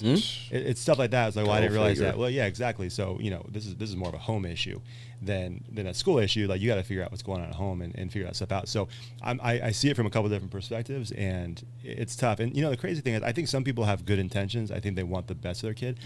If I'm honest, though, I do feel like, and I'm sure you guys have seen this a ton, especially in the world that you guys coach, I think there's some people, and they would never admit this, and I don't think they're even aware of it, but I think there's this weird self-validation thing. And if you're real, the kid is just a pawn. Yeah. Like, it's a chess piece. I'm being you real. Around. You're being honest. That's and it's true. this weird self-validation thing where you want your kid to succeed because I think it reflects on you. And I'm sure the same can be said for coaches. Like we talked about earlier, a lot of these programs that aren't willing to work together here in Sacramento, it's because there's some gatekeeping. People aren't willing to work together, and they want to say, hey, this is my guy. He came from my program. Again, you're not looking out for the kid. You're, again, using him as a chess piece to validate your program. And so I think some of that happens. And when that happens, you start sending all these messages, hey, this kid sucks. He's getting more playing time than you. And then, like you said, it starts creating a weird divide within the program. I actually had a JV coach, one of my favorite coaches ever I played baseball for. Incredible. He's coached JV forever. And so many times people are like, man, like, why have you never pursued a varsity? Be a varsity coach and all He's that, like, the politics and the parents buddy. that come at that level. He's like, I love the game of baseball. That's what I do. I love coaching kids. I love the game of baseball. I do not love that other stuff. It used to be at its purest form for a while, and that's not there anymore. And that's the tough part. It used to be like we wanted to play because we wanted to play any sport. I love to compete. I love meeting friends out here, and I love to win. Yes, we lost, but I love that. And now that's the part that's tough. It's not the pure form on pretty much even grassroots anymore. It's not pure form because people are trying to win at whatever level to get ahead or get a view or get a shoe deal for your team. So it's not like just for the game. It was a point in time where all our lives we played our sports for free. As far as like we weren't getting incentivized for it. That's the part I think that's changed the most when incentives start coming into it.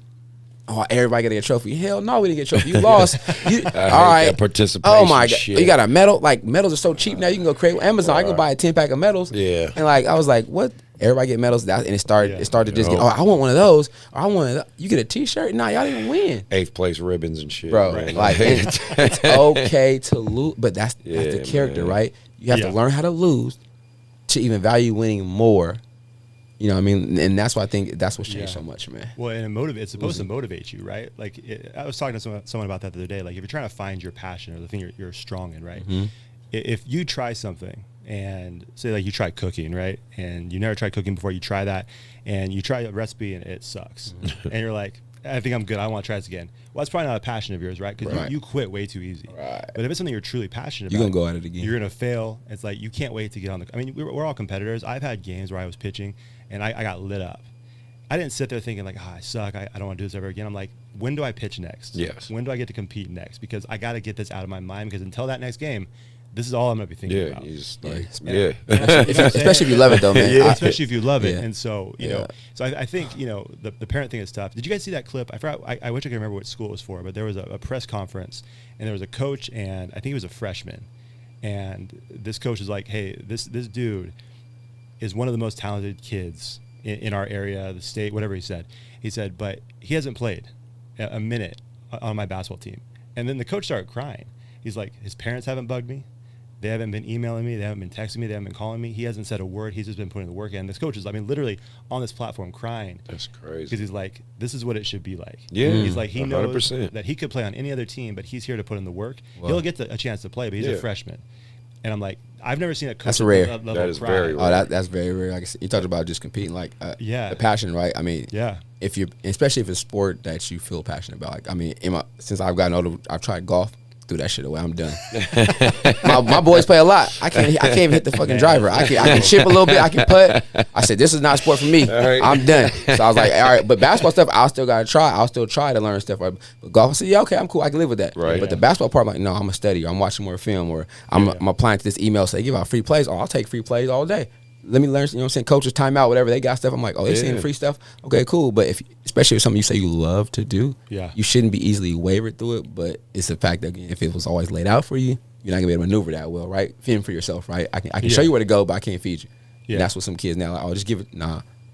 So I think that's where we're at with that too, man. Yeah, so it was just crazy to me, man. Like the kid, like I said, the kid was just sitting there. That's rare, man. And he's like, you could just tell he was passionate because like he's, he could go somewhere else and play anywhere. Yeah. And play against juniors, seniors, and be one of the best. But he's like, I'm going to learn here. And then, like I said, the main thing was the coach was so moved that the parents and the family wasn't just all in his business the whole time because the kid wasn't playing. I'm assuming they see him to tears. the bigger. Yeah, they see the bigger picture. That's you know what I mean? 100%. I'm like, so just the parents thing, man. It's tough. Like I said, I feel for you guys because like, you can't do your job without interacting with the parents. Of like, course not. You can't do it. That'd be too much like right, as they say. Yeah. Right. So it's part of the territory, but shout out to the parents who do that though. Yes. From a coach, Very coach too, appreciated. because that is a great feeling too when you entrust the coach with that, or just you can have those conversations respectfully. Sure. Which is and still let coaches do their job or at least try their best because our goal is that we're trying as well as we can. Yeah. You know what I mean? So shout out to those parents who do that as well and have conversations respectfully, but or just sometimes sit back and just say, hey, all right, thanks, coach, appreciate you. Like, really? Yeah. Or always helpful volunteering because coaches always need volunteer Right. parents who Yes. volunteer their time, who want to come support, who want to help, give time. Because shout out to you guys too, because that support is needed. But also, if you can take some off a coach's shoulder, that's dope. And assistant coaches as well, man. Because I mean, to have support system around us is A1, especially ones who are loyal and are really locked into the same lock and key with you as a head coach or assistant coach, whatever you may be. That helps a lot, man. I mean, no lie, like having those guys or women. But I had a few assistant coaches, me being the head coach, my sister even spent time, she coached years, my boys I play ball with, coaches now, like they've been there through good, bad, or ugly, man, and just stuck it out because I think we're aligned. And and that makes it better. Look behind, look over your shoulder and say, okay, I got some solid ones with me, support system, because I can tell you from just experience, mental health. I talked to them with yours too. I mean, I've had some dark days in it. Like no lie, early mornings waking up, like what am I doing? Questioning myself. Yeah. Like literally, I mean, go through therapy with that aspect. Real talk, like just having to make sure, man, okay, I know my foundations. I can do this. I had to adjust, but I've been there. It gets tough, because nobody wants to take losses like that or lose or not make everybody happy or not play all our kids, but you can't play all 12 kids. You can't play all 9 kids. Right. So, but the people who support coaches and really look out for them as well, shout out to you too, because, it's like that makes our job a little bit easier or makes them, want to come back to it or make sure we can go home and detach and regroup the next day because every day is different. So, I think that should be highlighted as well too, man, not just the ones that are come after our heads or kind of it's some people out there who are really supportive and, admin staff are really supportive of what we're doing and stuff like that too. So shout out to you guys as well. Nah, the good parents always appreciate it. Let me get into my hot takes. So, got a couple quick things to talk about hot takes in sports news. Obviously, NBA is not going on right now, so not much going on that front other than trades and people getting into training camps and stuff. So let's talk about stuff in the recent. But before we talk about the recent stuff, this is something I always do on my show. You got to give me your top 5 all time. Oh my God! You don't have to get NBA. You don't have to give me. You don't have to do an order. You don't have to give me. It doesn't have to be position. It can be. You got 5 centers. I don't care, but you got to give me your top 5 all time and your top 5 actively playing now. I'm gonna go all time. Just me, man. I guess, and I guess the bad thing about this is we've been through 3 generations of hoop. Yeah, I've been hoop junkie, man. But let me just, and I'm gonna just do the best I can. I gotta go, man. Steph, best shooter ever. Yep. I gotta go Shaq. Okay. Nothing wrong with that. Most dominant. I grew up on Mike. I gotta go Mitch Richmond, my favorite player ever. Okay. The Rock, like real Mitch Richmond fan when I was little, number 2 jersey, everything. And number 5 for me, I gotta go Bron. Okay. I gotta go Bron, man. That's my top 5 just overall right now as far as my aspect, just overall basketball wise. And I'm sure I could go on and on, but that 5 for me, I say right there. Current 5 though. Current 5 that are playing. And the cool part about it is Steph gonna be on both lists because Nice. he's currently still putting up crazy numbers. Yep. And out of respect for the game, Bron is them 2 right now is still 2 of the coldest out. Who I'm liking right now, also just top 5 I feel right now. Man, it's tough for me because I'm still like these new cats is coming. Like, but I think they got to give a little more. I want to see some more. I want to see some more history resume, right? Right. But I would say Steph, Bron, Giannis when healthy. Okay. What about KD? Or Kyrie? Top 5. I'm gonna definitely say I gotta give respect to the Joker. Okay. A walking triple double is crazy. 3-time And then MVP. I don't know about MVP though. 3 times that was kind of politics. And I will say though, just after watching KD came off the soreness of the calf or Achilles to come and have that impact in the USA games, reassert himself yet again. Like, he is really him at 7 foot whatever. Like, bro, it's just tough to guard, man. And so I respect the game. Yeah, and it's just his flow on the court is so 5-6 foot guardish at a 7 foot is crazy. So yeah, I was like say Steph, Bron, Giannis when healthy, Jokic, and KD currently for me. So for you, you got you watch the NBA enough? No, not enough at all. In fact, I know for a fact my brother is watching this right now. He's like, he has no idea what he's gonna say. That's so hilarious. I'll say this though. I know, like talk about impact. Yeah. Like obviously Jordan. Was I was huge. like, you're of all time. And even not being the biggest hoop fan in the world, like that for me, that was like can't miss. Generational, right? 100%. Yeah. Same thing. It's like for me with Steph. Like I love watching that dude play. It's hard to dislike Steph. And even like I'll say this, even with me not understanding the game the way you guys understand the game, when I watch him play, I'm like, I understand that you're watching something special. Yeah. And so so I couldn't even adequately answer that question. So I'm not gonna say. But those answers are good, still good answers. I'm gonna agree with you guys. Can't do it. You know what is funny though? My parents probably hated this. So when I was in elementary school, and it's not my favorite player, and there's obviously a lot of issues with this specific dude, but when I was growing up, I had like this NBA book, right? And it just had it was like this giant book that had all these dudes in it at the time. It was like the late 90s. And it came with a life-size Karl Malone poster. Okay. All right. I put it in my room. Yeah. It's a 7-foot poster. Yeah. It like bent at the top. And my mom's like, "What are you doing?" I'm like, "I don't know, carry the book. I had to put it up." So obviously there's some stuff going on. Oh, he's a controversial. Yeah, I mean, hoop-wise, Karl Malone's still the man. But we're keeping it. But his life. The court, we had some issues. But basketball, keep it like we're doing basketball based only in the lines. Give respect where it's due. Like that 100%. dude like, come on, man, we never seen him like that, bro. A monster. I remember I wasn't a big wrestling dude either, but I remember watching. We went to wrestling. I was a went to Dennis Rodman. I saw that too. Yeah, that was hilarious. Dennis know how to market himself. That's for sure. For sure. No, okay. Well then, so my first part of hot takes after that part.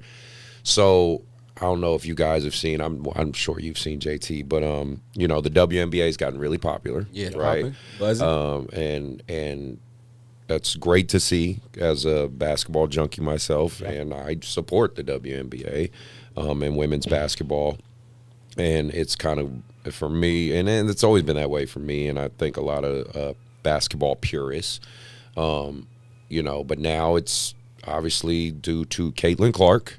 It's become ultra popular right now, especially in the midst of even football season. People are still watching the WNBA. Playoff season. Yeah. For them right now. They're still watching it, which is great.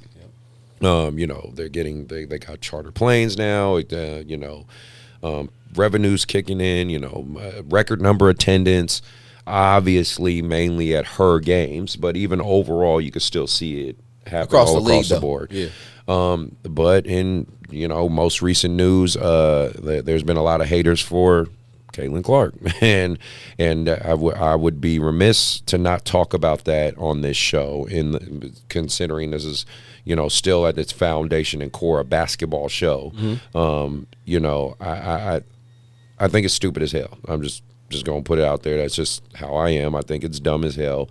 If you can look at her body of work and hate on it, you know what I'm saying? And of course, you can go from and not to sound too long-winded, but you can go from the low-hanging fruit. And of course, people could say, well, they're hating on her, or some people hate that because she's white and she's doing this, that's why she's getting all the endorsement deals and all this. She's the great white hope that everyone's attaching it to.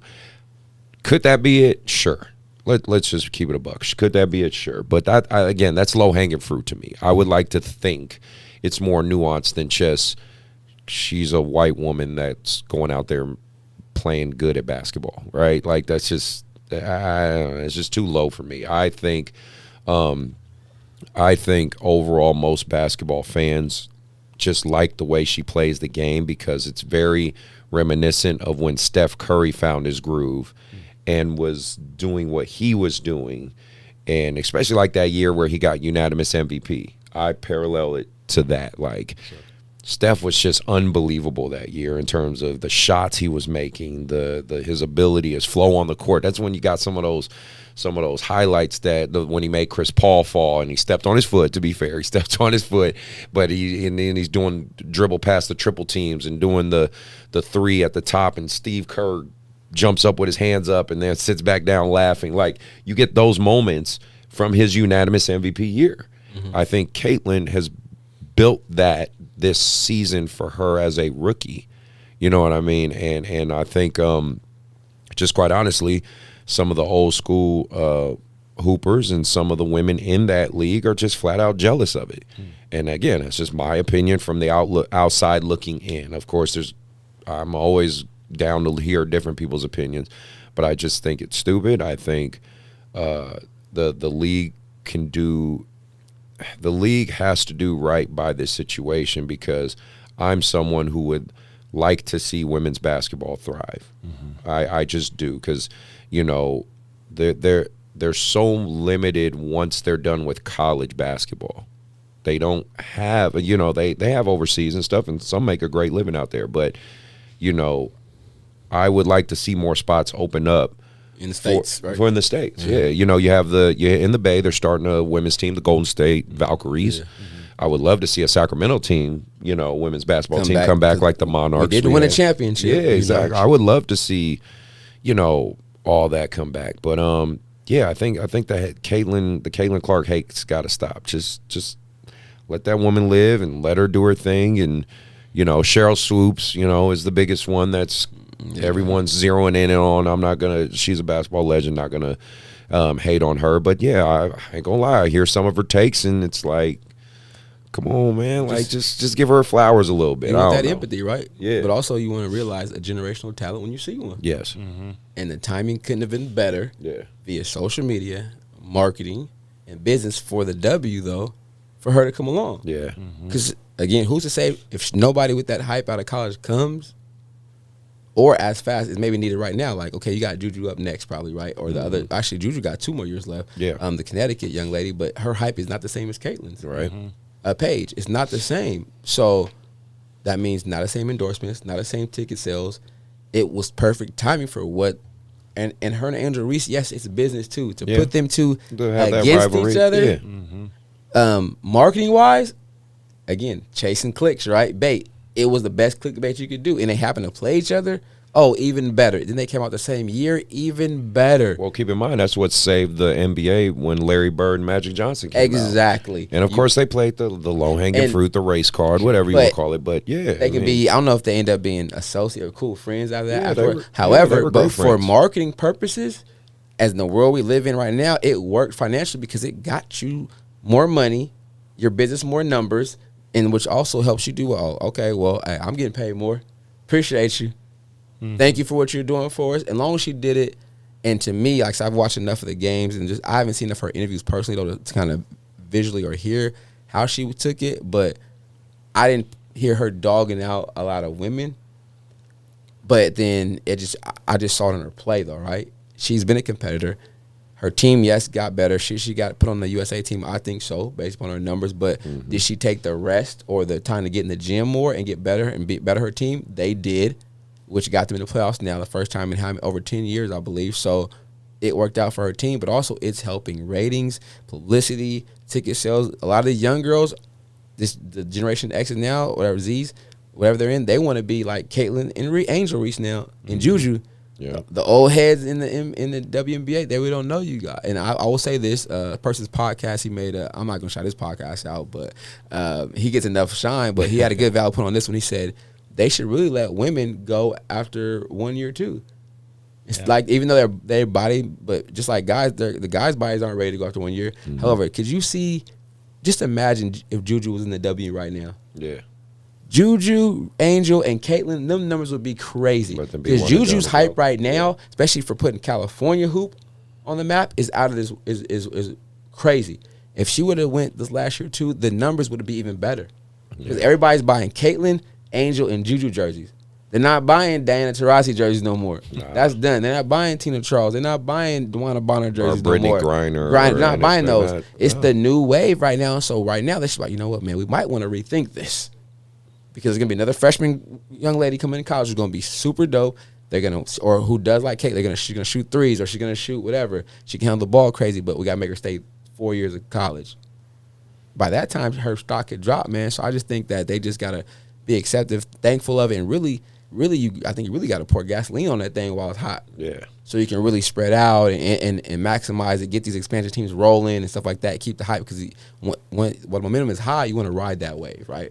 Yeah. You know, so I think they do that. But also, I've been watching playoffs, and it's a dope vibe, right? Like, she's 4th in MVP voting, or 5th, whatever it was, like, as a rookie. Her numbers don't lie. She's like, averaging 20 points. Crazy. She leads the league in assists. She has like 9 assists, steals a 8, game. 9 assists, steals, like all of it. Yeah. So I just want to see it keep going, but also do it. But also, I guess, I know in the world we live in, without controversy, it ain't gonna get the attention that it would get. Because if they just respect, oh yeah, good job, it wouldn't be as much buzz. Yeah. So Wasn't there something today? They posted the ticket prices for if you bought a ticket for every game of the playoffs last year, it was like $130 for every game, easy for every game for the entire series. Every series. That's it. The first Fever game, I think the average ticket price was $130 per game, per ticket. Levels to it, right? Yeah, right. Which is insane. But again, man, like I said, I'm not gonna sit here and pretend like I'm the biggest hoops guy ever, but I always look at it like if she's captured my attention as a guy who's a baseball football guy, that says something about how special what she's doing is. And so I look at that. My wife's like, "Oh, is the Fever game on?" Like I've known her forever. We've never once said like, "Hey, when's the WNBA?" Right. But it's like, oh yeah, like we flipped. I mean, same like you guys were saying, it's the football season's going right now. We were watching Sunday football yesterday. We flipped over to the playoffs, game and checked it out because we wanted to see what was going on. And so, and again, going back to the start of this conversation, the social media aspect, like I know it's easy to say, but like I don't think people realize the amount of scrutiny, the amount of tension that. And she's young. Yes. She's a Still kid. young. She's a kid. Yes. And so the amount of attention, scrutiny she gets all the time. She's handled it extremely well. It's impressed me. Yeah. And then obviously watching her do her thing. It's all backed up by the way she plays. But that's the biggest thing too. She's still produced out of all this. Like I said, her mental toughness, right? Fortitude. Whoever, shout out to her family, mom, dad, pops, her overcoming that or being able to deal with that stuff and still give out in the best league for the women there is. Mm-hmm. It's something that should be applauded, man. That is super dope, man. And shout out to her. And she's not done. She's just getting started. Right. That's the crazy part about it. Right. It's scary hours, man, for a lot of people for a while dealing with her, man. Real, man. She's tough. Yeah. Well, you know what's weird to me? Let me ask you, because we've said a couple of times on this podcast that you'll say it, right? You'll say your opinion. You'll be blunt. I will. When you talk about the people that are, especially the talking heads, right? Sports Center, ESPN, all these different shows, and not to call anybody specific out, but it's clear they have an issue with her. But I've always felt it's weird when it's clear to everybody they have an issue, but they'll say, no, she's great, she does this, but I have an issue with this, and this. Like, they never they come out and say it. Like I've never understood that. Like it would almost, in a weird way, it'd be refreshing if someone's like, I just hate her. Yeah, no doubt. Like, I'm not gonna try to hide it. Like I even can't stand her. Pick your side. Yeah, like that's what I'm saying. You gotta pick your side, because like this back and forth is like, well, I don't know why we're pretending, because everybody knows that you have some kind of issue. If you have an issue, just say it. It's we try to live in this nuances because this is how bad that this whole Cheryl Swoops, Caitlin Clark thing has gotten. Because I've done my own research of it. I'm just, I'm gonna try to be as thorough as I can when I see these type of things. So Cheryl Swoops released on Twitter some DMs between her and Caitlin, and her basically saying to Caitlin, "Oh, I'm a big supporter of you. Like, I love what you're doing for the league." And Caitlin, of course, responded and said, "No, it's all good. I appreciate it. I know, you're just saying your opinion. You're doing your job." This is my thing.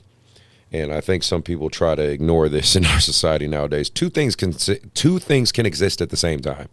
You can not like this person. You cannot like them, the way they're hooping and the things they're doing, and still to their face, or, you know, to a degree, send a DM and say, no, I support you, I love what you're doing, and all this. We really try to act like this weird, like humans are now ideologues. We're either one thing or the other. That's not the human experience. We are a multitude of things. We are a big in between gray area species. Like, that's just what we are. You know what I mean?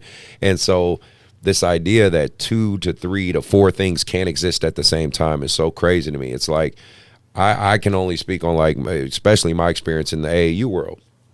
I know there are AAU directors and coaches, and even trainers who don't like YBA. They don't like me. They don't like what I do.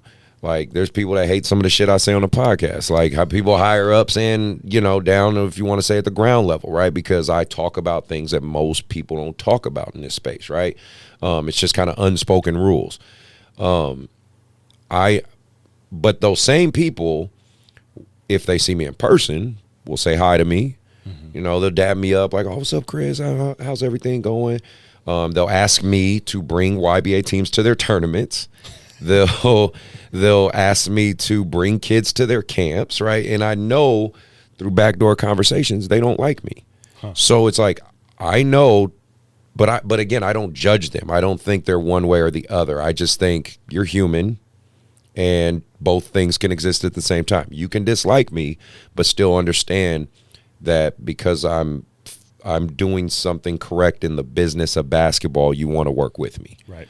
And I think that's what a lot of these ESPN commentators and people in those positions, that they try to always they try to toe that line of, I want to be likable, but I'm gonna do a lot of dry hating. Sure. That's what I call it. They do a lot of fucking dry hating. Hey, what gets me though, no disrespect. Stop. As soon as you say that, I don't mean you're gonna say something disrespectful. Yeah. I don't mean no disrespect. No, just say what your feel or your take is, I guess, and then if you stand on that, or you know what I'm saying, but I don't mean, because I don't mean no hate. No, I'm not hating and all. Yes, you're hating. You're hating. Absolutely. You're setting it up to hate and like that. Just say what you say. Like, just go ahead and say it and rock with it. And it's okay. Like, your thought is your thought. There's going to be people in this world. I mean, what is it? Opinions are like assholes. Everybody got one, right? And that's okay. Like, look, man, I know I've said multiple times on this show, I say, if anybody wants to sit down on this couch and debate me on my X's and O's or debate me on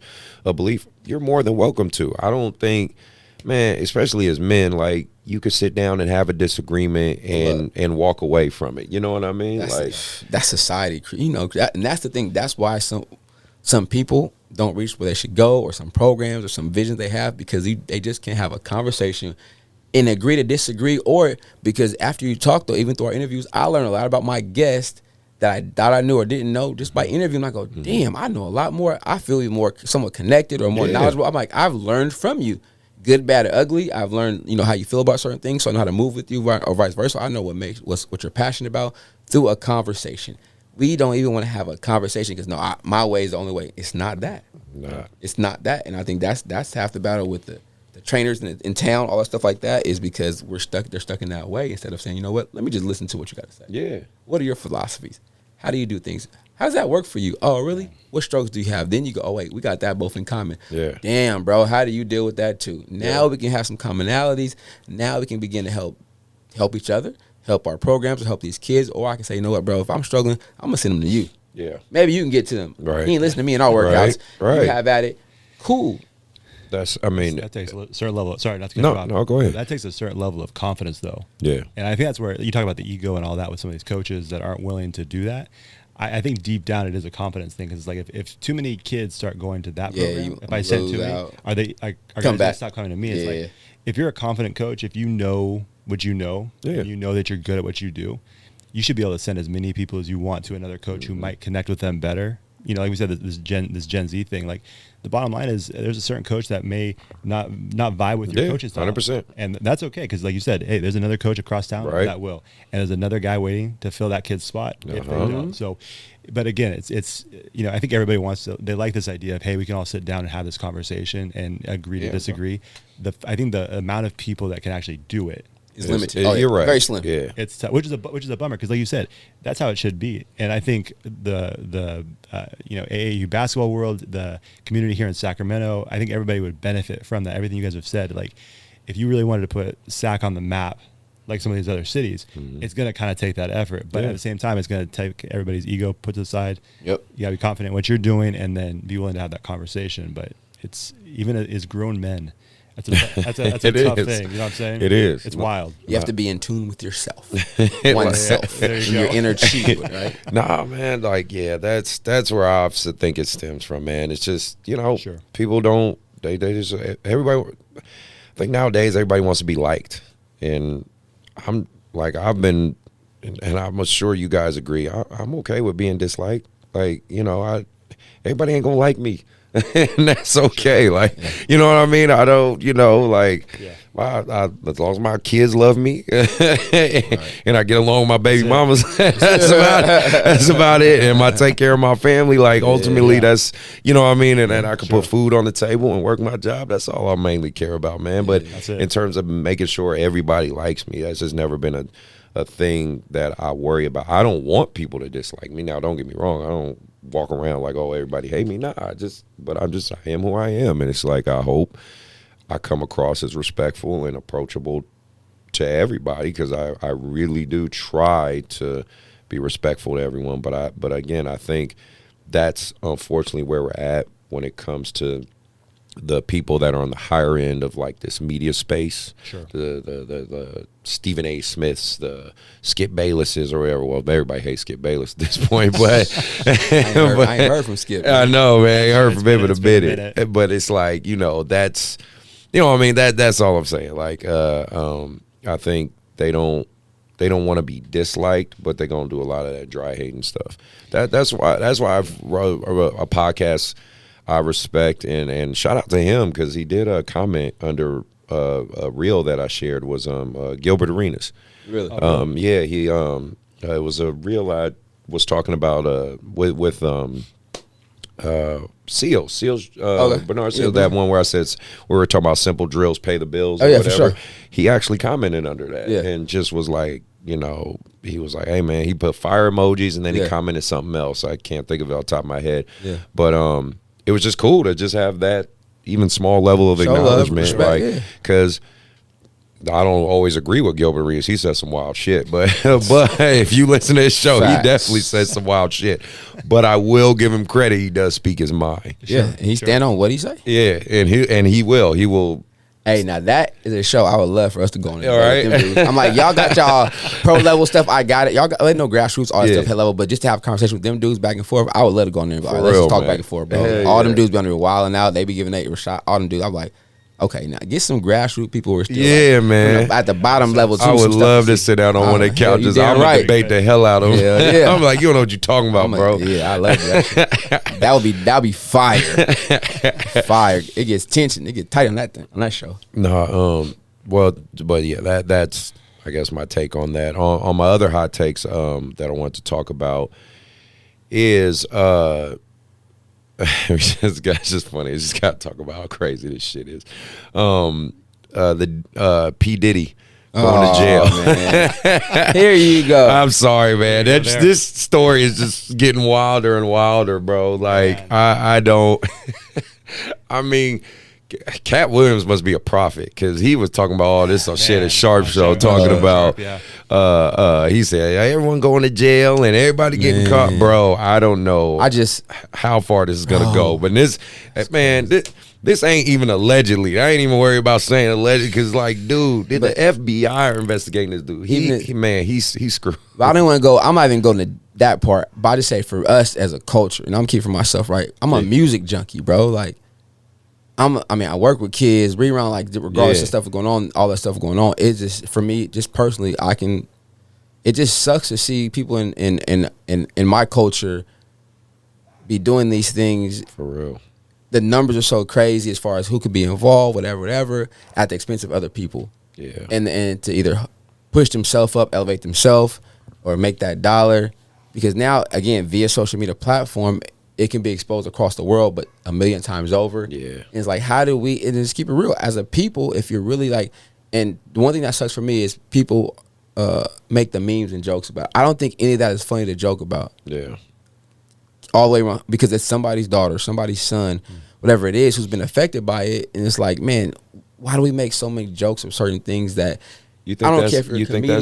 you think that's just people's way of kind of processing how serious this is, I don't- like but using see, comedy to process And that's it or the whatever? thing, though, but I don't find that funny, though, because, Okay. again, like, I mean, Fair I've enough. worked with students. I'm a teacher. I'm an educator. I'm like, somebody's hurt. Somebody got hurt. Yeah. Somebody's got hurt. So the memes you post could be their son, daughter could have been at that party or been effective, or the young lady who was physically assaulted. Like, I don't, like, that's not funny to me. And it's like, it sucks that you can't brush under, you can't sweep that under the rug. No doubt. Right? You know what I mean? As far as that part goes, because obviously it's a big scale, but also for him now, you got yourself involved with other things or bigger people who are bigger, like FBI, bigger than you. Like, there's only one ruler of the world. Depending on what your race, religion, or whatever it is, like that, you're not bigger than that person. Yeah. So somebody could chop that foundation down.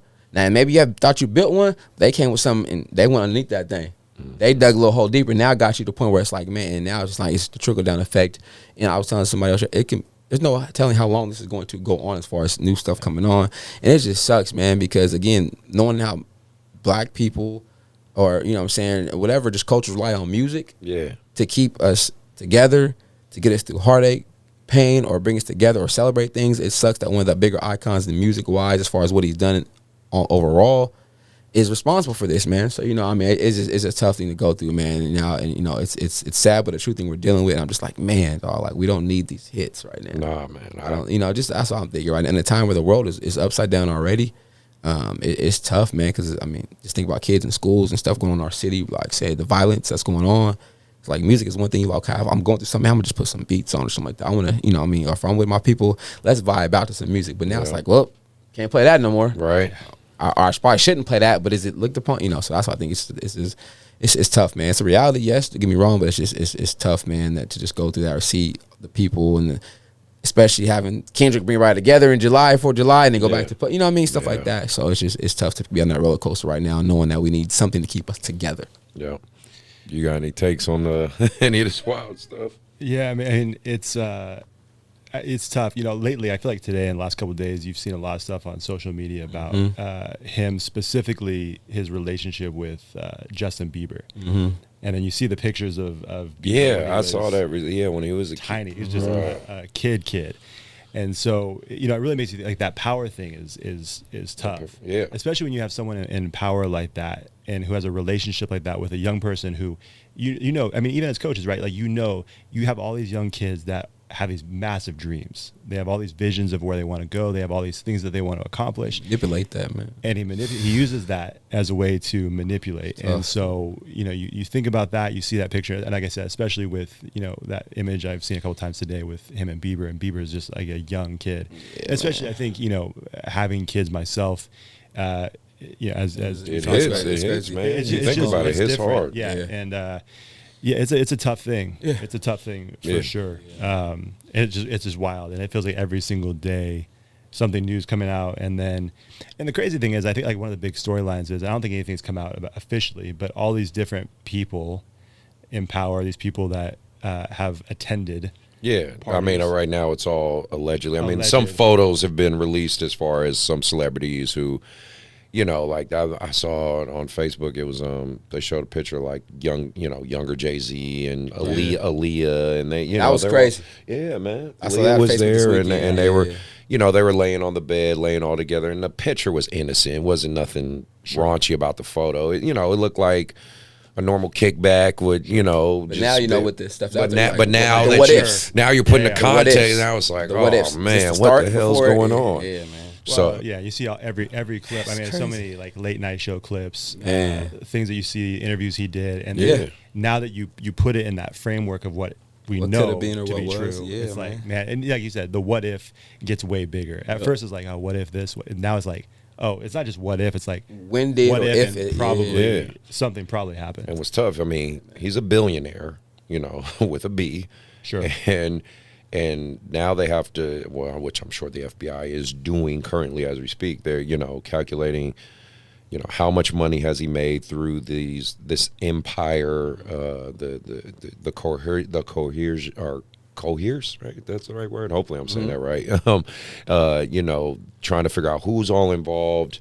I mean, his kids, you know, it's just tough. It's tough. And I just, I mean, for those who were involved, shit, karma's gonna hit y'all, man. And I don't know. It's our society, man. There's so much we've accomplished and so much good that's happening, but at the same time, there's a lot of crazy and there's a lot of dark secrets that are being brought to light. So, overall, I'll leave it on, end it with this. I think overall it's a good thing, though, because rather it be exposed and dealt with than... Got to stop. Yeah. You know what I mean? What I mean? Yeah. Like, it's just, even though Diddy would say, don't stop, right? But over, bro. It's like, nah, it's man, it's done. You and R. Kelly about to be in the prison choir, man. It's a wrap. You guys are done. It's hilarious. Like you said, it's weird though. Yeah. With like the music, because music's everywhere. Yeah. Like, we all love music. We love different types of music. I'm a hip hop guy, and so it's like it. Yeah. It kind of it's a weird thing. It has that can just like ruin a party. I mean, I remember the first time I went to a wedding, and you hear Remix to Ignition come on for the first time. Like, now it's all different. Like and that was a classic, bro. Be like, don't play it. It make you feel odd. You want to dance. Yeah, it's like, bro. Sure. And then the high school graduations, they would always play I Believe I Can Fly and all that stuff now, and it's like, you're like, turn that off, please. Fiesta remix, like, oh my gosh, like, but you're like, okay, I can't do it, bro. So. Oh man, all right, we'll see what happens next. I mean, the only other thing, got one more negative thing, then I always try to end on a positive thing. But I saw this not too long ago. I posted it on my let me get to it. I posted it on my social media. You guys might have seen it. They were talking about there was shootings going on in Sacramento. It was 22 total, or 22 people shot total. 5 locations. And 5 locations, and then I think they said 4 died. Yeah, 22 people shot, 4 died. So obviously that's not news I like to report on or anything like that, but. I obviously there's still parts of SAC that are tough. No, you know what I mean, Chris. It ain't parts of SAC though. It's just time and place, bro. Like, I mean, not coincident. I mean, again, you brought it up. So I mean, intercom student, Meadowview 12-year-old kid, 12 years old. Like, so again, this is life lessons, right? It's to the point now where I told the boys, like, we started study hall at the school already. I'm like, man, that's a safety reason. All these schools are locking down after school. If you're an after school program, you can just stay on campus. I don't need y'all in the parking lot because something happens. You need to be in the classroom with the teacher, so I know if I can call her or I text y'all in the classroom, y'all safe. It's not even about just y'all being in here to do homework anymore. It's safety concerns. Yeah. Let's keep it, because again, games aren't safe anymore. It's sad. Like, you can't just go to the football games to other schools, and you can only go to your home school's games now. Like, we used to go to Wood Creek from South Side and drive to the games out there and go hang out and try to, meet the girls, whatever else. And my homies, my cousins go out there, whatever it was. We'd go different places. And it's like, man, it's just, I have to make sure you make it home at night. I want to make sure you make it home at night. I want to make sure you can go see the next day. Like, and it sucks because you don't know. Literally at games, you got to kind of be like, man. Or even during the games going on, you can't talk noise to people in the stands if you're playing, because they might run the court and get at you. Yeah. Or their parent might run the court and get at you. And so it's just like, man, it's so hurtful as a coach, as a person, just to see, because that takes away the effect of the full athletic experience for me, right? Yeah. Games, you want to go to games, standing room only, basketball-wise, right? Games, rocking, hanging out, but you got to worry about, what the parking lot going to look like afterwards. And what's going to be? That's not even counting like school shooters and potential, and even that, right? Education, right? Yeah. I got to worry about that. That's such a scary thing, man. Like, it's just, for any student, child to come up, man, it sucks they have to go through that. And don't get me wrong, I went to Kennedy 2 years ago. It was popping though. We had it used to go on, but again, no social media, so you couldn't post it. We had a cell phone. Maybe a couple people did back then, so you couldn't call a parent and say something was going on. But you had fights, but if the fight was over, hey mom, we had a fight at school. That's all it was. it wasn't like that. But also, you know, it wasn't kids popping up at your school often. Yeah, you may have 1 or 2 kids randomly try to come at your school and get somebody on your campus, but it wasn't that much access like it is now, and it just sucks, man. It's just, I mean, they don't value life, man. Yeah. And to me, that's probably the biggest thing, man. I watched some show, they said, I've never seen somebody come back from the other side. Yeah, you may have been revived. That means you weren't all the way over there, though. Yeah. Like, right, you didn't cross over completely. You may have been in that gray area, but you didn't cross over because you're not. Once you're there, you're not coming back. And it's just like kids don't see that till it's too late, or they make their own decision and they can't come back, or they end up hurting somebody else. And it sucks to see them kids just do it. They don't fight, they shoot, they kill, whatever else, and that's it. And I'm like, that is not anything to play with. Like I said, you can't come back from that, and you're hurting yourself and others around you. And it's a lot of innocent people always get hit. Like this weekend, a lot of the victims were innocent victims. Yeah. And it's just like, man, it just sucks to see that going anywhere, especially in Sac when we went through that phase a couple years ago where it was real hot. Yeah.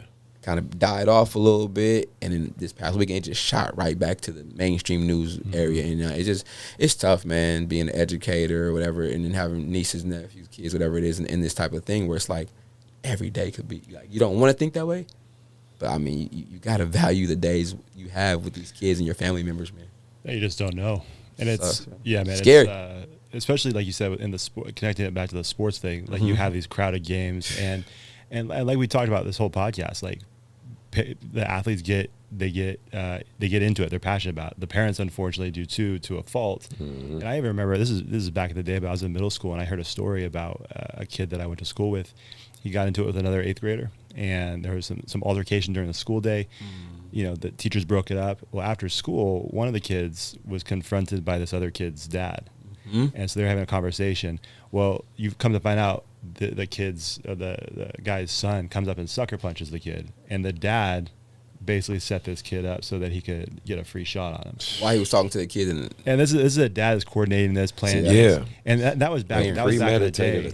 No, I've seen so much worse. Where it's like people get into it. And it's like you have to be careful at those sports games. Like you hear all the time, right? Fights between. I've seen it live and in person, man. See, you know what I mean? Yeah. It's wild that's what happens, but unfortunately, you have to be worried about that. And some people.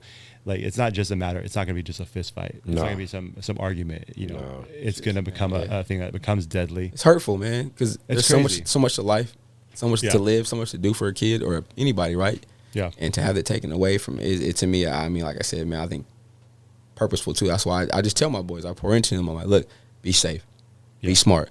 My JV coach always says, don't be the one. Yeah. Don't be the one, right? Go the opposite way. Don't run to the crowd. We go away. You see your brothers. Basketball boys, we said that we do different. We move differently, be smart, but also it's about y'all life expect. We want you to live. Yeah. Like for when we was growing up, we know it was 21. Oh, we thought it was a blessing to see 21. Yeah. Nah, I'm blessed to see 42 right now. Y'all not seeing 21.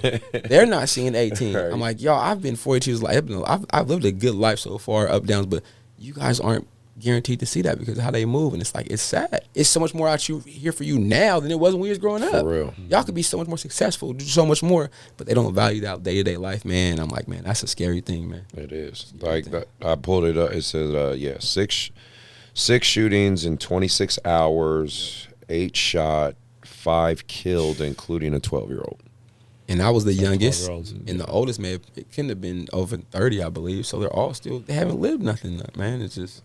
Yeah, man. Like I said, I don't know who people pray to or believe to, but daily, nightly, thanking God you wake up. Vice versa, and keeping everybody safe, man. I mean, I do that regularly just to make sure. I don't even know everybody in the world, right? But hey, keep everybody safe. But I know statistics say otherwise. Yeah, we lose people every day, so I'm like, man, just be thankful for people. Well, I'd rather lose people from old age than you know what I mean. Yes, bro. I mean, I know what you mean. No, but I'm saying like that at the least that. Yeah. Like at the least that.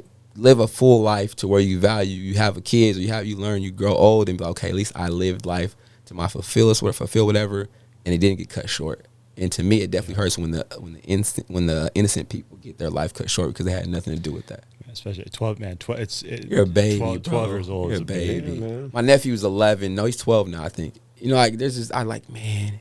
He's so, you know. And as a parent, man, like just like, you know, it's a place I don't even really want to go. Yeah, for sure. To think about that and having to go through that and deal with the like I said, it just recently happened, so obviously. Yeah, but like, I mean, but for you though, like, I'm in the city, like I'm in South Sac, I'm in the areas right there. I mean, you know what I mean? I know some of these people that are attached to the boy who died or the other kid from Intercom. Like, I see their posts and I was like, oh wow, I didn't know they knew him, but it's like, damn, that's hurtful. You know, it sucks, man. Like, especially to the good kid, any kid, regardless, but just like any kid, it's just tough, man. I know it's not just happening here; it's worldwide. But like, man, life to experience, you have to be alive to do it. Yeah. If you're not here, just like, damn.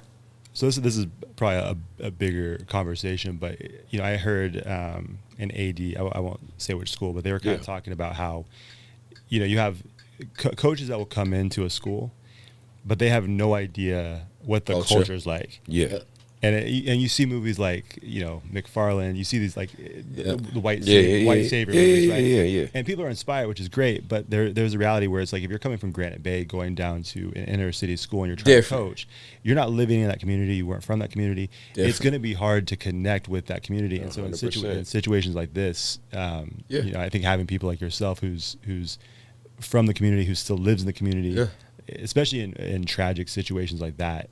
It's good, man, because you can understand what's going on, and so when they need someone to come to for that, you know, that comfort, you know what I mean, that's huge. That gun violence, along with these drug addictions, I've experienced, man, have to help kids, you know, certain things, loss of parents, something like that, and just where it happens in our community, but it's a need for people to be there, man, and show them love, man. What you got on this thing, man? What you looking at? We're doing. We're gonna do that video reaction soon. Once we feel, like I said, I want to have a positive. All right, give us after something the good, negative. Man. This is good, man. Like I said, I'm jealous.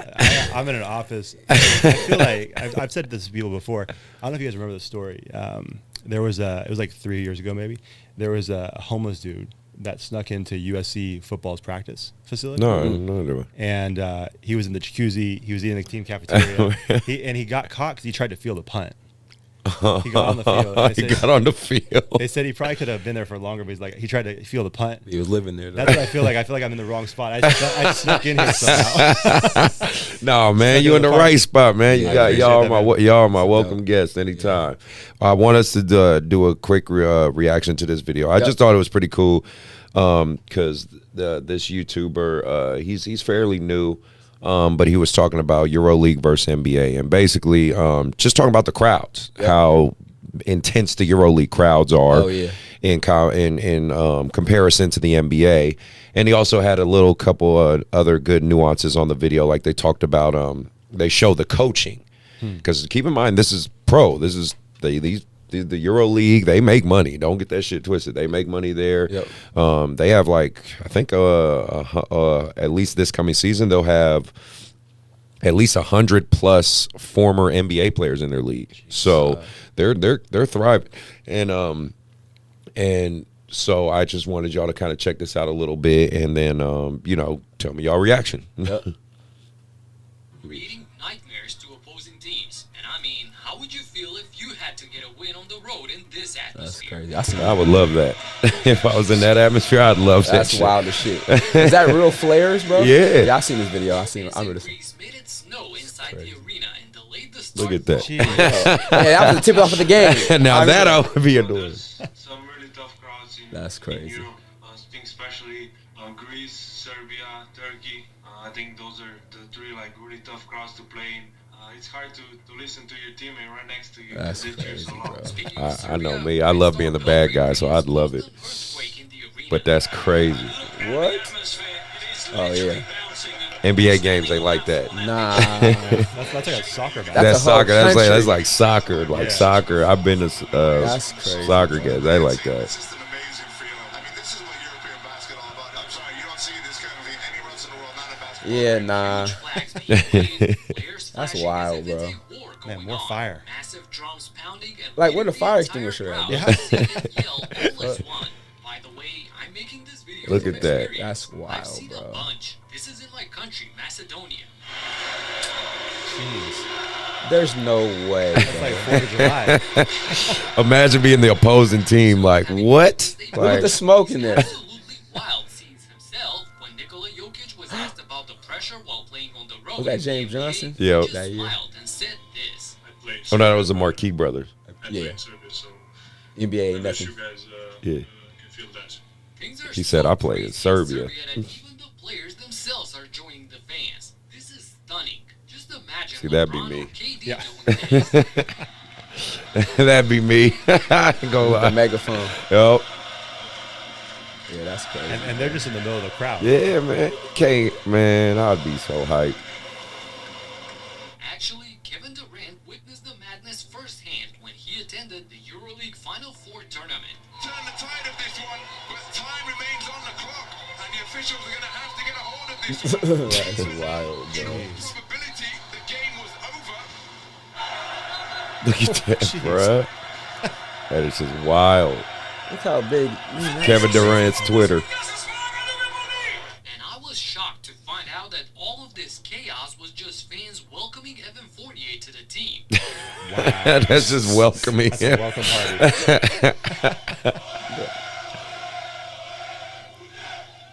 They might not win 5 games. Took over the airport. Imagine your nights That out, is wild. Oh, bro. bruh. His This nights is a out. staggering moment from my hometown where the fans packed the entire arena. There's a little flame for there, too. Practice, not a game, For practice, not a game. For flames. practice. I'd be They so turned hyped up, in bro. practice. I'd be Bro, too. that is wild, bro. I'd be too hyped Bro, in that is practice. so, bro, that's too crazy, bro. That is. I've never seen that before. I watched that a little bit, but I just think I had a chance to go to South Korea to see my best friend play. This immeasurable So that was dope, right? He went to Yeah. South Korea, but it's still that it was packed. They were chanting, but it wasn't as many bodies like that. But it was still, again, this tells you how basketball has been globalized. too, Yeah, like, yeah. That's what it's going. South Korea, it was crazy. It was loud in there. Yeah. They had chants. They had the vibe was live. I was like, oh, this is dope. Like they had everything that we have. It a little bit louder, a little more intentional. But they were so they're so into the game, man. Yeah. Like they're into the game. Like no lie, they're not just sitting there spectating quiet. Like, you know, you talking about standing up. Yeah, they standing up. Like, I got a chance to see him win a championship there. I was like, oh, yeah, it's a vibe, bro. I mean, now I can imagine what Euro is like when it's that crazy. But Yeah. that's just a different look, I would say, outside of being scared for your life a little bit. You got to get accustomed to Yeah, it. But right. then afterwards, like, playing-wise, you want to be on a winning team. I'll say that. Oh, yeah, Because that, like, it's going to, if you lose, if you're on a losing team, they're Bruh. probably going to talk about you bad, man. So I'd be kind of scared to walk out of the arena. But Man. that's is fire. You got wild. fire, bro. Fire don't belong in the gym. Like, That that's is crazy. wild. Those things they have at most games, like behind the free throws, like the thunder Oh, stick. yeah. That's nothing. No, Yeah. yeah, exactly right. When you see flares, like, bro, where am I? Nah, That's wild. that's crazy, bro. passion wanna- and love for the game is probably what's Nah, keeping this him is in it, and wild, he man. watches I mean- way Look how more many EuroLeague people there games is there, than bro. the NBA. I watch some NBA games, but I watch more EuroLeague than NBA. But if it's a really good game and it's on TV, I'll watch it. And one-off spectacles like this exhibition game played in Belgrade under open sky are just flat out stunning. They're outside. They're outside, yeah. And that's while they're Just playing. recently in Greece, there was a game being played at a historical venue. The See, you stage know of what's the wild first too? Is modern if you go to Olympics. any sports So game with now more than here, 40,000 you have to fans have like the watching, clear bag. support, Yeah, you can't put stuff in. yeah. They're bringing fireworks in. Speaking of Bruh. 40,000 one thing you people. always see in the stands for EuroLeague games are these amazing choreographies that fan groups Yeah, that's come dope, up with. though. Now, that's It cool. usually means Oh, I like something that. serious What the message to That's the cool. opponents. But there are also examples like this one. Partisan supporters paying Whoa. respect to their coach, Wow. Željko Obradović. So when you see all of this, along with the shirtless fans screaming till their face turns red, you That's see wild, the arena shaking, and of course the flares lighting up, and compare that to an NBA game. Bro, It that's looks crazy. shockingly different.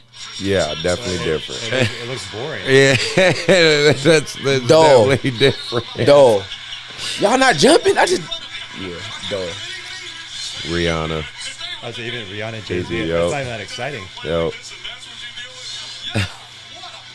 You see the celebrities in the front rows. Everybody looking chilling. posh. Yeah. Nah, you don't go to Euro games and chill. Nah, bruh. You Nah, bring you a lot going of to a water. workout. You Yes, going to you a about to workout. work out for sure. Everybody clap your hands. What? The thing is, the whole culture is different. In the U.S., people go to a basketball game. Oh, it's about as a the way look. of entertainment. Yeah. They're treated the same way You want to they sit go courtside, look good, Yeah, get on yeah, TV. You're not yeah, going to, yeah, nah. It's like watching a movie. Yeah. They entertainment Yes. aspect. do or die mentality. But I really like the part when they show the coaches. And I ended with that one. And I'm gonna leave the link for this YouTube video for you guys to check out too. Sound like me.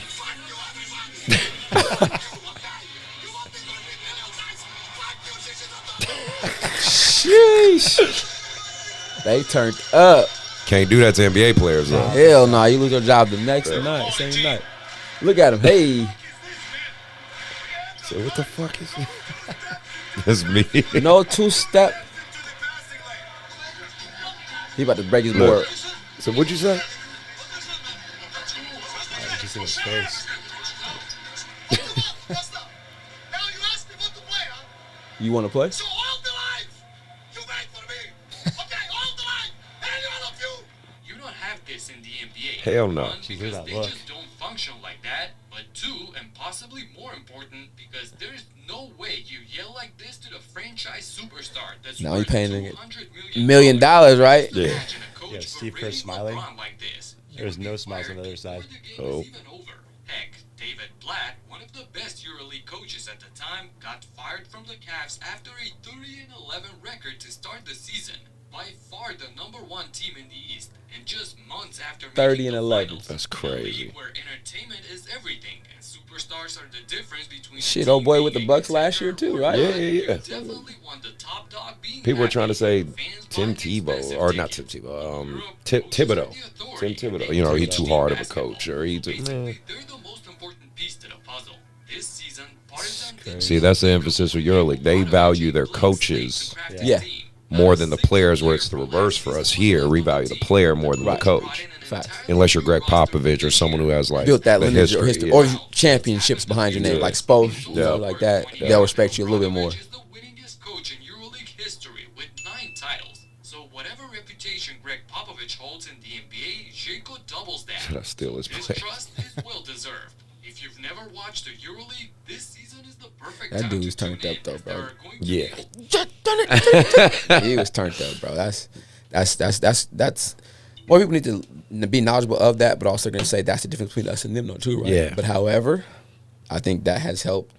Like you talk about the crossover of better athletes in Euro game coming in. They're getting out of best of both worlds. They're being taught in a different situation, be more tougher. A lot how they grew up, right? I can tell how you play. Them dudes got to earn it from the bottom.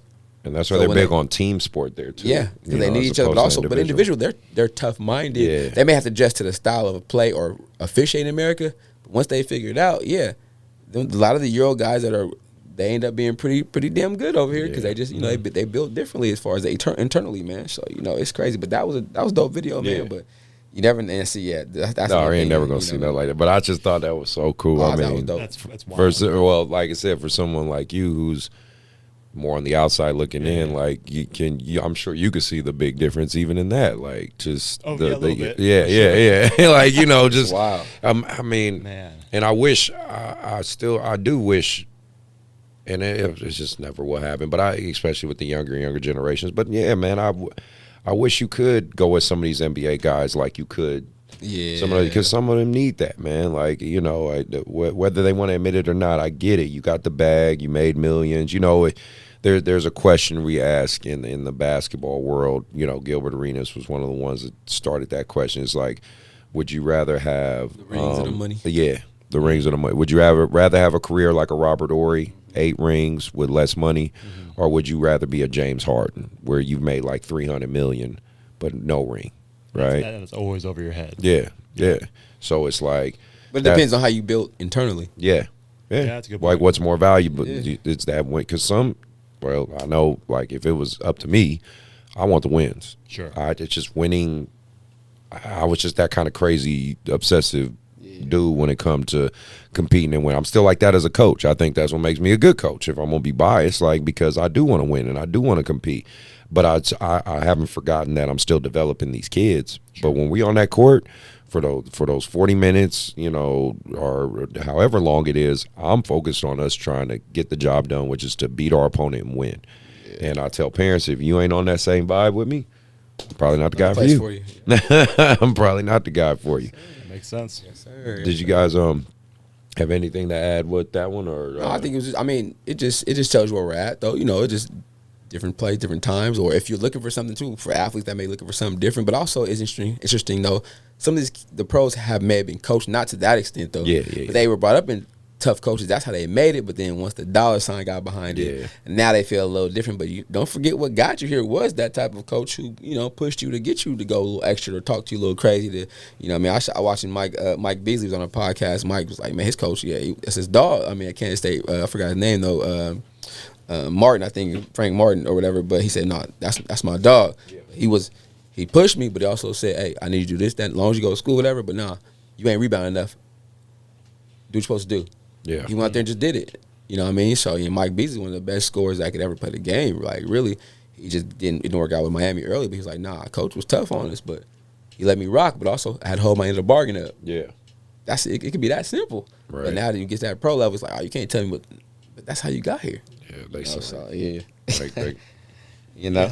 No, it's I heard somebody say once, especially that's why it's so important to instill that stuff at an early age, because at some point, if you're looking at grades, right, and you have some kid who thinks if he's not making the grades, but there's always a coach who's making exceptions, or a teacher that's willing to let him pass, and pretty soon it creates this mentality where it's like, oh, I'm an athlete, so I can kind of do whatever I want.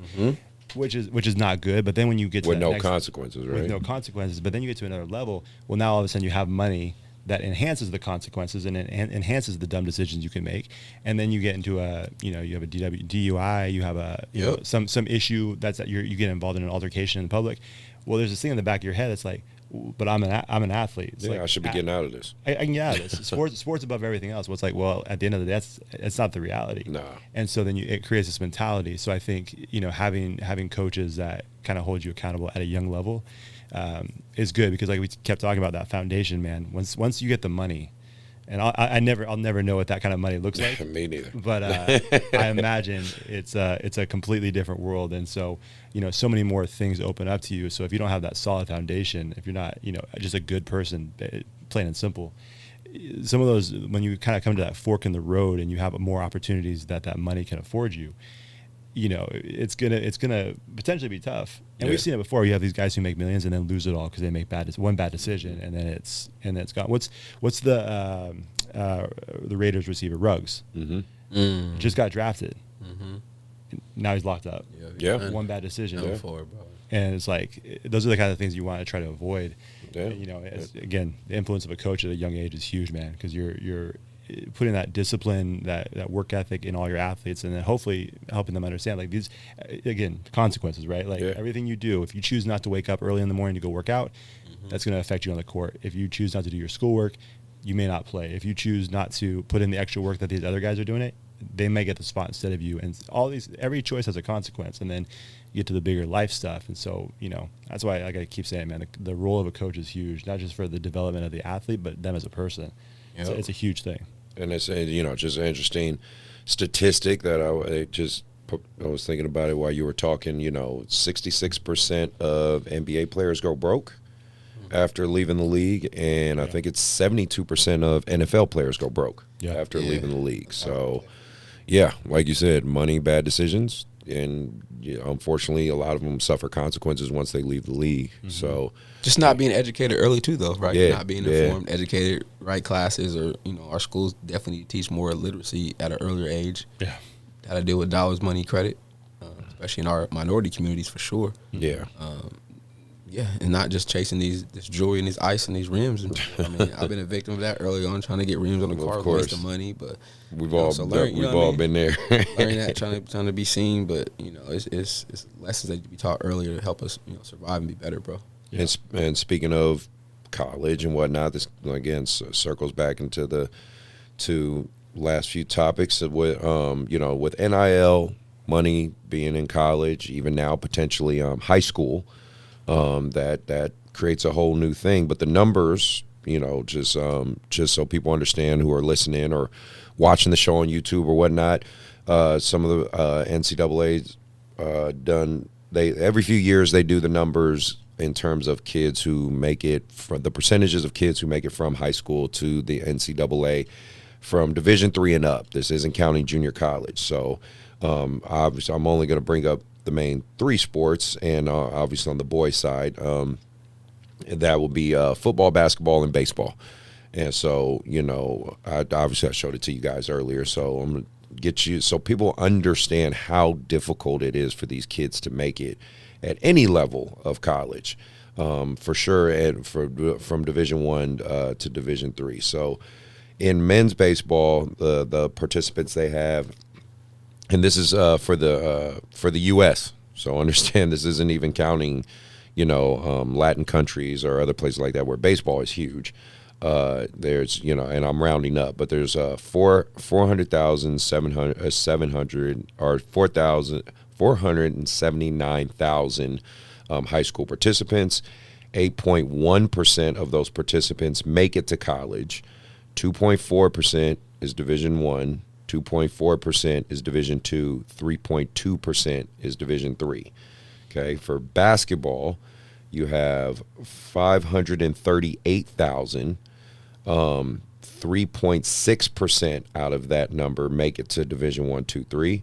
1% Division I. 1% Division II, 1.5% Division III. And then for football,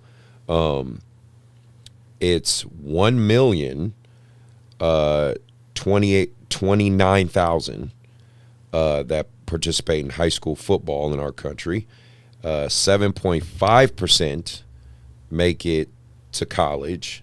3% Division I, 2% Division II, and 2.5% Division III. And then of those athletes, only and let's just say the Division I, of those Division I athletes, only the top 0.001% are going to get these crazy lucrative NIL deals, right? Where they're going to make a bunch of money. I know Coleman Hawkins is one that comes to mind in Illinois. I think he got like a $4 million deal or something like that. To go to Texas. Yeah, he got paid.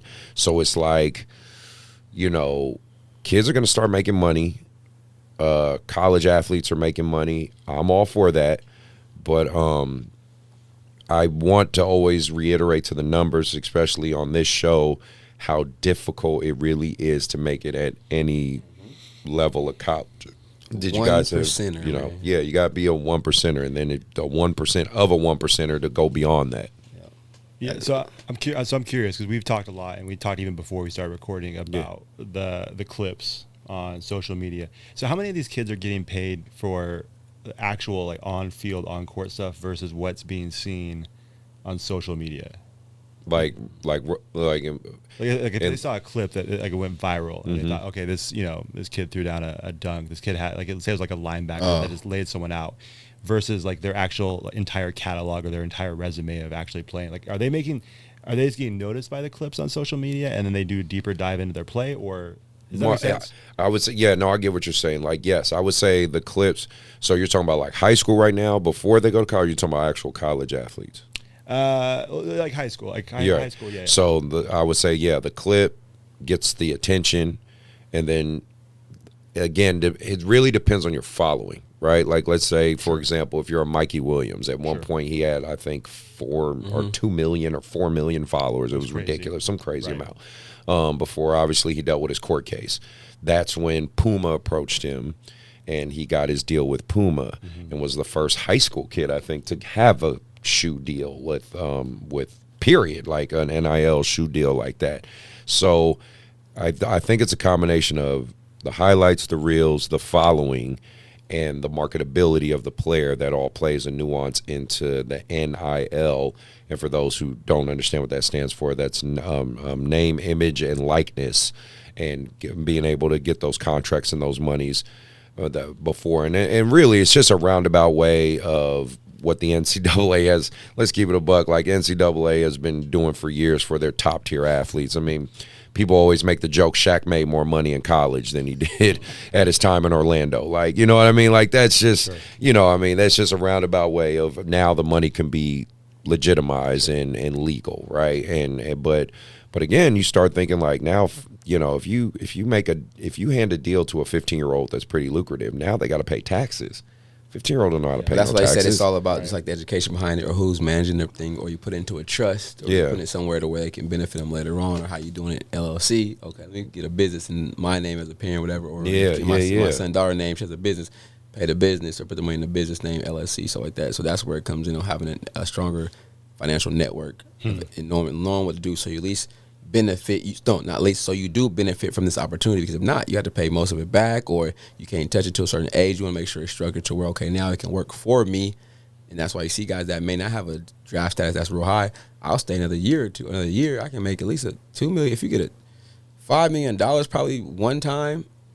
You should be well off for the rest of your life, right? Just one time pay. If that's what $4 million once, so that's life changing money. But then that comes with if I get the Instagram, okay, now I get paid off my reels. Now, okay, now so my account, I get all these followers. I do 1,000 minimum 1,000 views a reel, right? But I'm getting 50, 60,000 per view.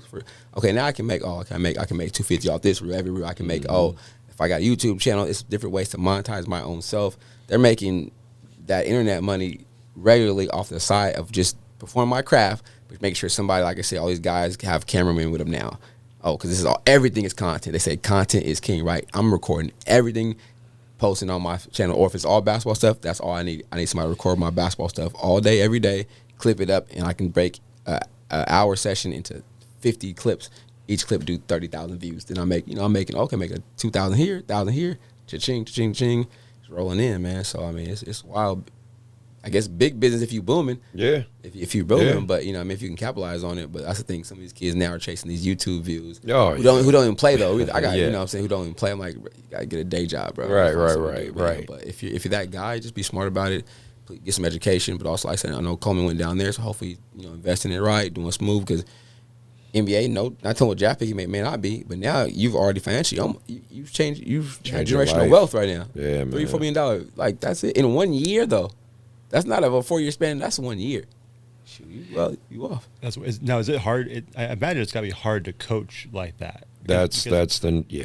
In the day, it was like you go to college, or like they're trying to get you to the next level. One and dones now, man. Yeah. One and done, and then with the money. But now it's even hard to buy into the system. The transfer portal, which allows all these athletes to go all over the place now. It is. I do not envy some college coaches at this point. Like, if you're at a Power 5 school, or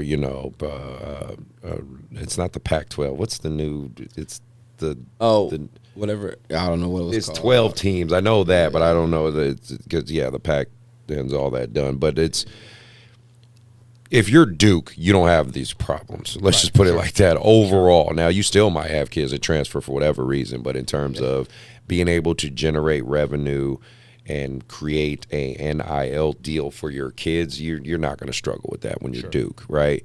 But let's say you're Sac State. Mm-hmm. It's going to be very different for you. You know what I mean? It's definitely going to be harder for you, and that's what's tough. It's again, I don't envy college coaches at this juncture because, and I put some of the onus and blame on the AAU culture. One thing I've been saying a lot in a lot of recent episodes in sports in general and basketball is the culture of sports in the U.S. youth-wise, the community has been thriving. I think sports is at an all-time high all across the field. I mean, I've seen girls playing basketball and soccer and just volleyball and just baseball. I just see sports is on an upswing as in its totality. Like I said, $40 billion industry, but the culture of sports is what's fucked up. Yeah. You know what I mean? The communities are doing great. It's the culture that needs to be fixed. And now you're throwing the potential for, like JT said, generational wealth to be thrown in there. It just makes it like you're not going to get the relationships, unfortunately, that college coaches used to have. Sure. It was a bond, bro, with your players, man. Yeah. Like, it was a bond, literally, like, that's your other pops or uncle. Like the Michael Jordan, Dean Smith relationships are kind of real mentorship type stuff, man. You don't get a chance to do that, or some coaches don't value that because they know you could be going the next year, or they already know somebody's already trying to get you off my team anyway. So I'm like, I'm not going to pour into you the same way because you could be gone. So. Yeah, it's tough because even when you had the one and dones, Calipari was really good at that at Kentucky. He could still build a really good relationship with his one and done kids and things like that. Coach K with Duke, like they knew it. Like, okay, you're going to be here and you're going to the league. It's all good. But in this 1 year here, I'm going to get you to buy in. I'm going to teach you the game at an extremely high level, and I'm going to do everything in my power to prep you for your next step. But now the kids want money.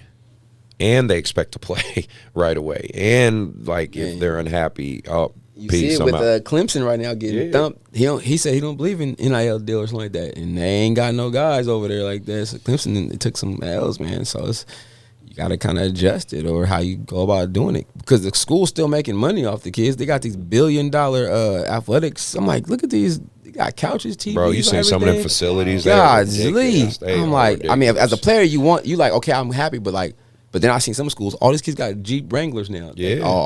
All y'all get trucks. I'm like, it's just, hey. And I don't It's know. here. I don't know what it will evolve into. I mean, obviously, again, the only concern I always voiced on the show, and you guys can speak on this if you have an opinion as well. But I always worry about security for these kids because, like, I always use USC as an example. USC is a great campus. If you guys have been to USC, Yeah. like it's a great campus, beautiful place. in the But hood, though. but it's in the hood. Yeah. Like, let's keep it a No, buck. yeah. You go 3-4 blocks Either off way. that campus anyway. But to get in, that's why they got it blocked in that much. You Yeah. got to drive in that. You realize like, oh shit, like I'm not this ain't sweet, you know what I mean? Like and so it's in the hood. so now I'm a cat living in that hood. I'm desperate. Yeah. I'm Come up. You already know. I know. Oh, you just signed for $3 million. Yep. Where you stay at on campus? I'm gonna walk up there with a backpack on.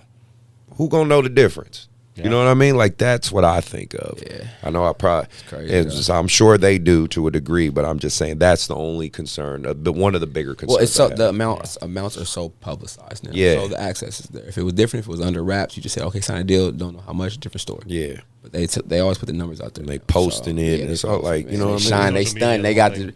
they stun Shador going crazy. I'm like, It's bro, like, like bruh. It's like some schools are located in areas like- where you don't want everybody to know how much money you Yeah. make. Makes sense. Makes sense. Don't, bro. But yeah, that's my overall thoughts with Yeah. that. was dope, bro. well, before we I think let me make sure. I think that was could be my last thing, or I think I had one more question. No, that was it for me. I mean, did you guys have anything you want to think about, talk about? I mean, I know we've been here a minute. I appreciate Yeah, y'all it's hanging all in good. there, That's but been fun, nah. man. But, It's I mean, it's nice not having to host the whole thing. Nice to have a conversation. I mean, I'll just say that too, man. Even if that's no more questions, just the fact that, bro, it's like, I mean, it's dope to have just conversations with good people, or for ourselves, just to get stuff off our For sure. chest, or just have conversations about different things we see have been going through as we do a lot of the interviewing process, but also just have those conversations, man, in this space. Yeah, because I didn't realize it was 3 hours. I'm like, oh shit, we've been rocking, Yeah, but it's yeah. been going. But shout out to you again, though, man. Like, it's comfortable. Come in here, then, you know what I'm saying? You get comfortable, nice vibe in here, nice aesthetics. Like I said, the visuals are dope in here, man. Everything is cool. Get a nice place to be in, sit in, and have a conversation that just goes naturally. But also, hopefully, like I said, tap in, man. Like I said, I appreciate everybody for linking up for this, man. I think it's gonna be dope when it hits the airways, no matter what platform it's on, man. People just tune in, man, because I know people's we're purposeful in what we're doing, all right? It's purposeful, it's meaningful, trying to make an impact, but also it's been worked at. It ain't nothing that just happened overnight. People say, right, it ain't been microwaved. It's been a lot of, dang, I didn't get that right. Right. Scratch it, do it again. Or really, I think I filmed one, I didn't even get it. I was sick, but I ended up getting the same person to interview like a year later, but it was when I started doing visuals. First I did audio, but I didn't do visual. I was like, oh yeah, the visual gonna hit way harder than the audio anyway. Yeah. So I mean, you know, it's a lot of work that goes into it, man. So I'll just say, somebody's interested, man, just stay with it, stay consistent, game plan the strategies a little bit, give you some goals to hit, but also realize it ain't got to be perfect either, though. Yeah, it don't got to be perfect, doubt. man. In which, especially in this space, what you're doing, but people want to see content or hear your content, get it out there, and just try to improve, but at your pace. Yeah. You know what I mean? So I definitely was going to say that, man, before we get out of here, man. It was definitely a dope experience. I enjoyed the conversation, bro, but I enjoy the reality of it, the realness of it. And, yeah, man, it's something that I think we need for the city. And I know we'll see offline, too, bro, just to hopefully get this clinic or something together. We can bring people in the gym together, bro, and work for a common goal. I agree. Yeah, no, I appreciate the opportunity, man, to hop on here with you guys and and talk to a couple of basketball pros about everything that you guys do. I'm always learning, man. Life Shoot. experiences. Yeah, man, but it's been cool. I appreciate it, and obviously you guys are doing a lot of dope stuff in the community. That's why I've had you on the podcast. Yeah. That's why I reached out to you because I've been following you guys for a minute, and I always tell people if I reach out, it's because I believe in what you guys are doing. Yeah, you know, and that. I've had some people reach out, and I just I don't have them on the show because just to be blunt, I don't believe in what they're doing. Right. And so, you guys though believe in what you're doing, and I can see the impact it's having. And so I'm grateful for the opportunity. And this is a random thought, but I thought about this when I came in here, and since I'm on a basketball podcast, I want to say this. I've been to a bunch of here in California, in Sacramento specifically, a bunch of playoff sports, baseball, football, basketball. I always like to tell people, I feel like the basketball championships, the state championships, is by far the best championship high school experience. It's the I try to go every year. If you haven't had a chance to go, you gotta go support that. It's the most fun environment. It's the skill out there. Like it's a fun thing. It's a fun thing. I try to go every year if I can. Yes, sir. That's what I love about and that's why I always bring up, just kind of my closing thing in terms of when it comes to school athletics, like the culture of school athletics is really good, and there's nuances. Even if you're an AAU kid, and you could be with a program, like I said, like a YBA for a long time, but there's something about high school culture that's still just. You know what I mean? Like if you come from a Sac High, a Shelton, a Kennedy, there's just a nuance to history, a history that you like to be a part of. You know what I mean? And I think that is always still going to be relevant, no matter what sports evolves into. I mean, I don't know who knows what the next step will be, but I just got to try to talk about it and ride the wave. But no, I always. For my listeners and for anybody who checks this episode out, let me reiterate again, sports in general is a very universal language. It's a very good tool for life lessons. So if you're a parent or a kid who is listening to this or considering sports in general, you listen to 3 people who are going to definitely tell you, yes, do it and try it. I encourage it. Yes, sir. And make the best of it, right? Because despite your level, I think everybody deserves good coaching. I think everybody deserves the opportunity to try and fail and succeed, no matter what it is, right? So that's just that's just my overall look. I want to let me do a few quick shout outs while I'm thinking about it. I wanted to do one for Marcellus Howard. You guys know, bro, had a crazy weekend, bro. He was in China, crazy Kyrie affiliate. Okay, out there he was with Kyrie and hooping. So Marcellus, man, congratulations to you and all your success, man, because he is definitely a young man who is all about the Sacramento community and uplifting us. I'm gonna say this though, I hit him. You mind come to the gym? My wife talk to my players or do the workout? Yeah, Jay, I'll be there. What day? Walked in the gym, the fools was like, Coach, I say, I told you never know. I know. Famous. But he walked in the gym, him and his boy shoes on, working. But then he coaching, leading drills. I was like, yeah, man, that's a solid dude. I mean, I've known it anyway since I coached against him, all that stuff. But he's getting what he's worked for, what he deserved, man. But he treats others that same way. So, number of blessings for the young man. Keep it up, bro. Representing the city well, bro. Yeah, and then what happened recently? So one of the parents on my 8th grade team is a professional fighter, Blake the Beast. I don't know. I know. Yeah, I said Blake. Yeah, he just had a fight up the street here at Thunder Valley, and he won. Got his 15th win. Shout out to Blake, big dog. So shout out to Blake, another Sacramento guy doing his thing. Go. So big weekend for him. Because I didn't know this because I'm a boxing fan. That's my other major sport I really like. Yep. Once you get your 15th win, you get you now are kind of eligible for bigger purses. You know what I mean? Really? Bigger. So that's a huge milestone for him to get that. You know what I mean? Especially the injury and what he came back through. I know his story, and but if people look him up, he's very transparent about his story. But for him to come back, what he's gone through, and now he's gotten his 15. He just won 2 fights. He got his 15 win. I think he said he has 2 more scheduled coming up, and then obviously he's going to take a break. I was like, dude, that's watching the preparation he does for all that, man, because I coach his son. So, and shout out to Tyson, love that kid, but he works religiously in that gym, man. People boxers work, man, but watching him really bounce back from his major injuries and things like that is pretty crazy to watch. And then my last shout out was there's another podcaster in Sacramento. He's doing his thing, the Legacy Lounge.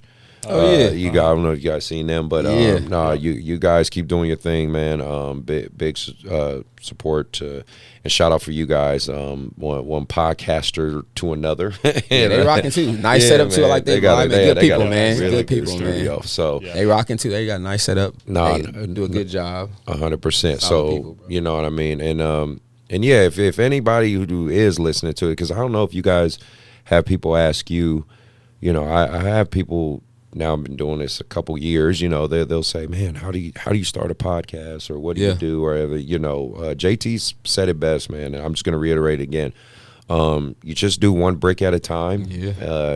Don't worry about if it's perfect. The biggest tip I can give is worry more about the audio than the visual first. You know, you want it to sound good first, and then the visual will come along, you know what I mean? It's just, because just give you guys just the quite honest truth, it's easier on the social media, Instagram, TikTok, and audio space to get more recognition than it is on YouTube. YouTube's hard. You got to grind on YouTube, on YouTube, bro. There's a lot of podcasts.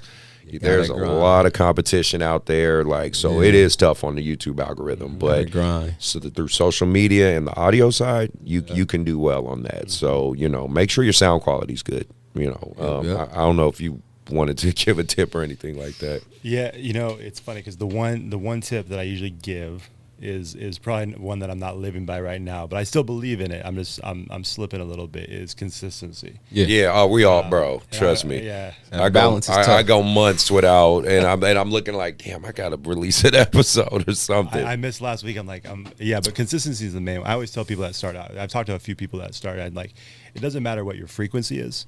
I think you just gotta be consistent, and you have to let people know, because there's so many podcasts. I'm sure you guys have experienced this before. You have a dope podcast, a new podcast. They do like 5 episodes, and then you never hear them again. Yeah, and they don't say anything. They just stop. I didn't realize people say like you don't make it. Some people make it your third. I was like, what? Yeah, I did 3 in a day and a half in one point. I guess depending on what your passion is, right? But then now when you get past 10, can you keep going? I'm like, oh. So yeah, that is definitely true. Even in business, they said that too. Like in business, some people make it past year 3 or something like that. So I was like, oh yeah, this is celebrate your wins in it too, right? Yeah. Well, it's like that. The list you gave us, the NCAA stats. It's similar for podcasts, and they say it's like most people 1%. don't. Yeah, 20 episodes, and that's rare air. Yeah. And it's like beyond that, like, is your podcast actually good? Like, you know, but yeah, it's the fact that you guys have been doing it for so long is cool, because it's hard to be consistent. For all the reasons, the video, the audio, you know, scheduling guests, interviewing, coming up with questions, all those things. But like I said, man, I love it. I know you guys love it. That's why, as difficult and as challenging as it can be, we keep going. 100%. Yes, sir. No, and then shout out to Joe, my producer, man. Yes, sir. You're always in there. He's working. He's still there, bro. He's been rocking with me. We've been this is a passion project, man. I love being able to sit down with people and hear their stories, man. So, Joe, bro, always appreciate you, man. Yes, sir, man. Good to have good people behind the scenes working, man. That's what the engine that pushed this thing, man. Absolutely. So that's what's up, my brother. Keep going. Let me get mine. Well, again, if you have been listening to the episode or listening to it piece by piece, because I do that as well. I can't sit down and listen to one all the way. But if you made it to the end, you're a real one. Again, just to reiterate, I will have links to these brothers' shows and their social media, so you can click and check them out. I definitely encourage, listen, follow them, see their journeys. Hit that subscribe if you are so inclined. If hit not, the button. Yeah. If you're not, it's all good. I appreciate it either way. Again, this is just free game to give to everybody, so you all can hopefully find some success. the biggest thing, be safe, take care of your families, athletes, take care of your bodies, listen to your bodies, stay on your grind. You know, I'm going to keep trying to bring in good guests and keep you guys up to date on what's happening in the sports and basketball world and whatnot. So, you know, just keep listening. I'll hopefully keep pumping out at least hopefully one episode a week, or that's my goal. I don't know if I'll hit it, but that's my goal. But no, again, thank you guys. Really, real talk. I really appreciate you guys being here. Thank you for being on time. I mean, that helps. Like, just little things like that help. But everybody be safe out there. Take care of yourself, man. And we are out. Peace.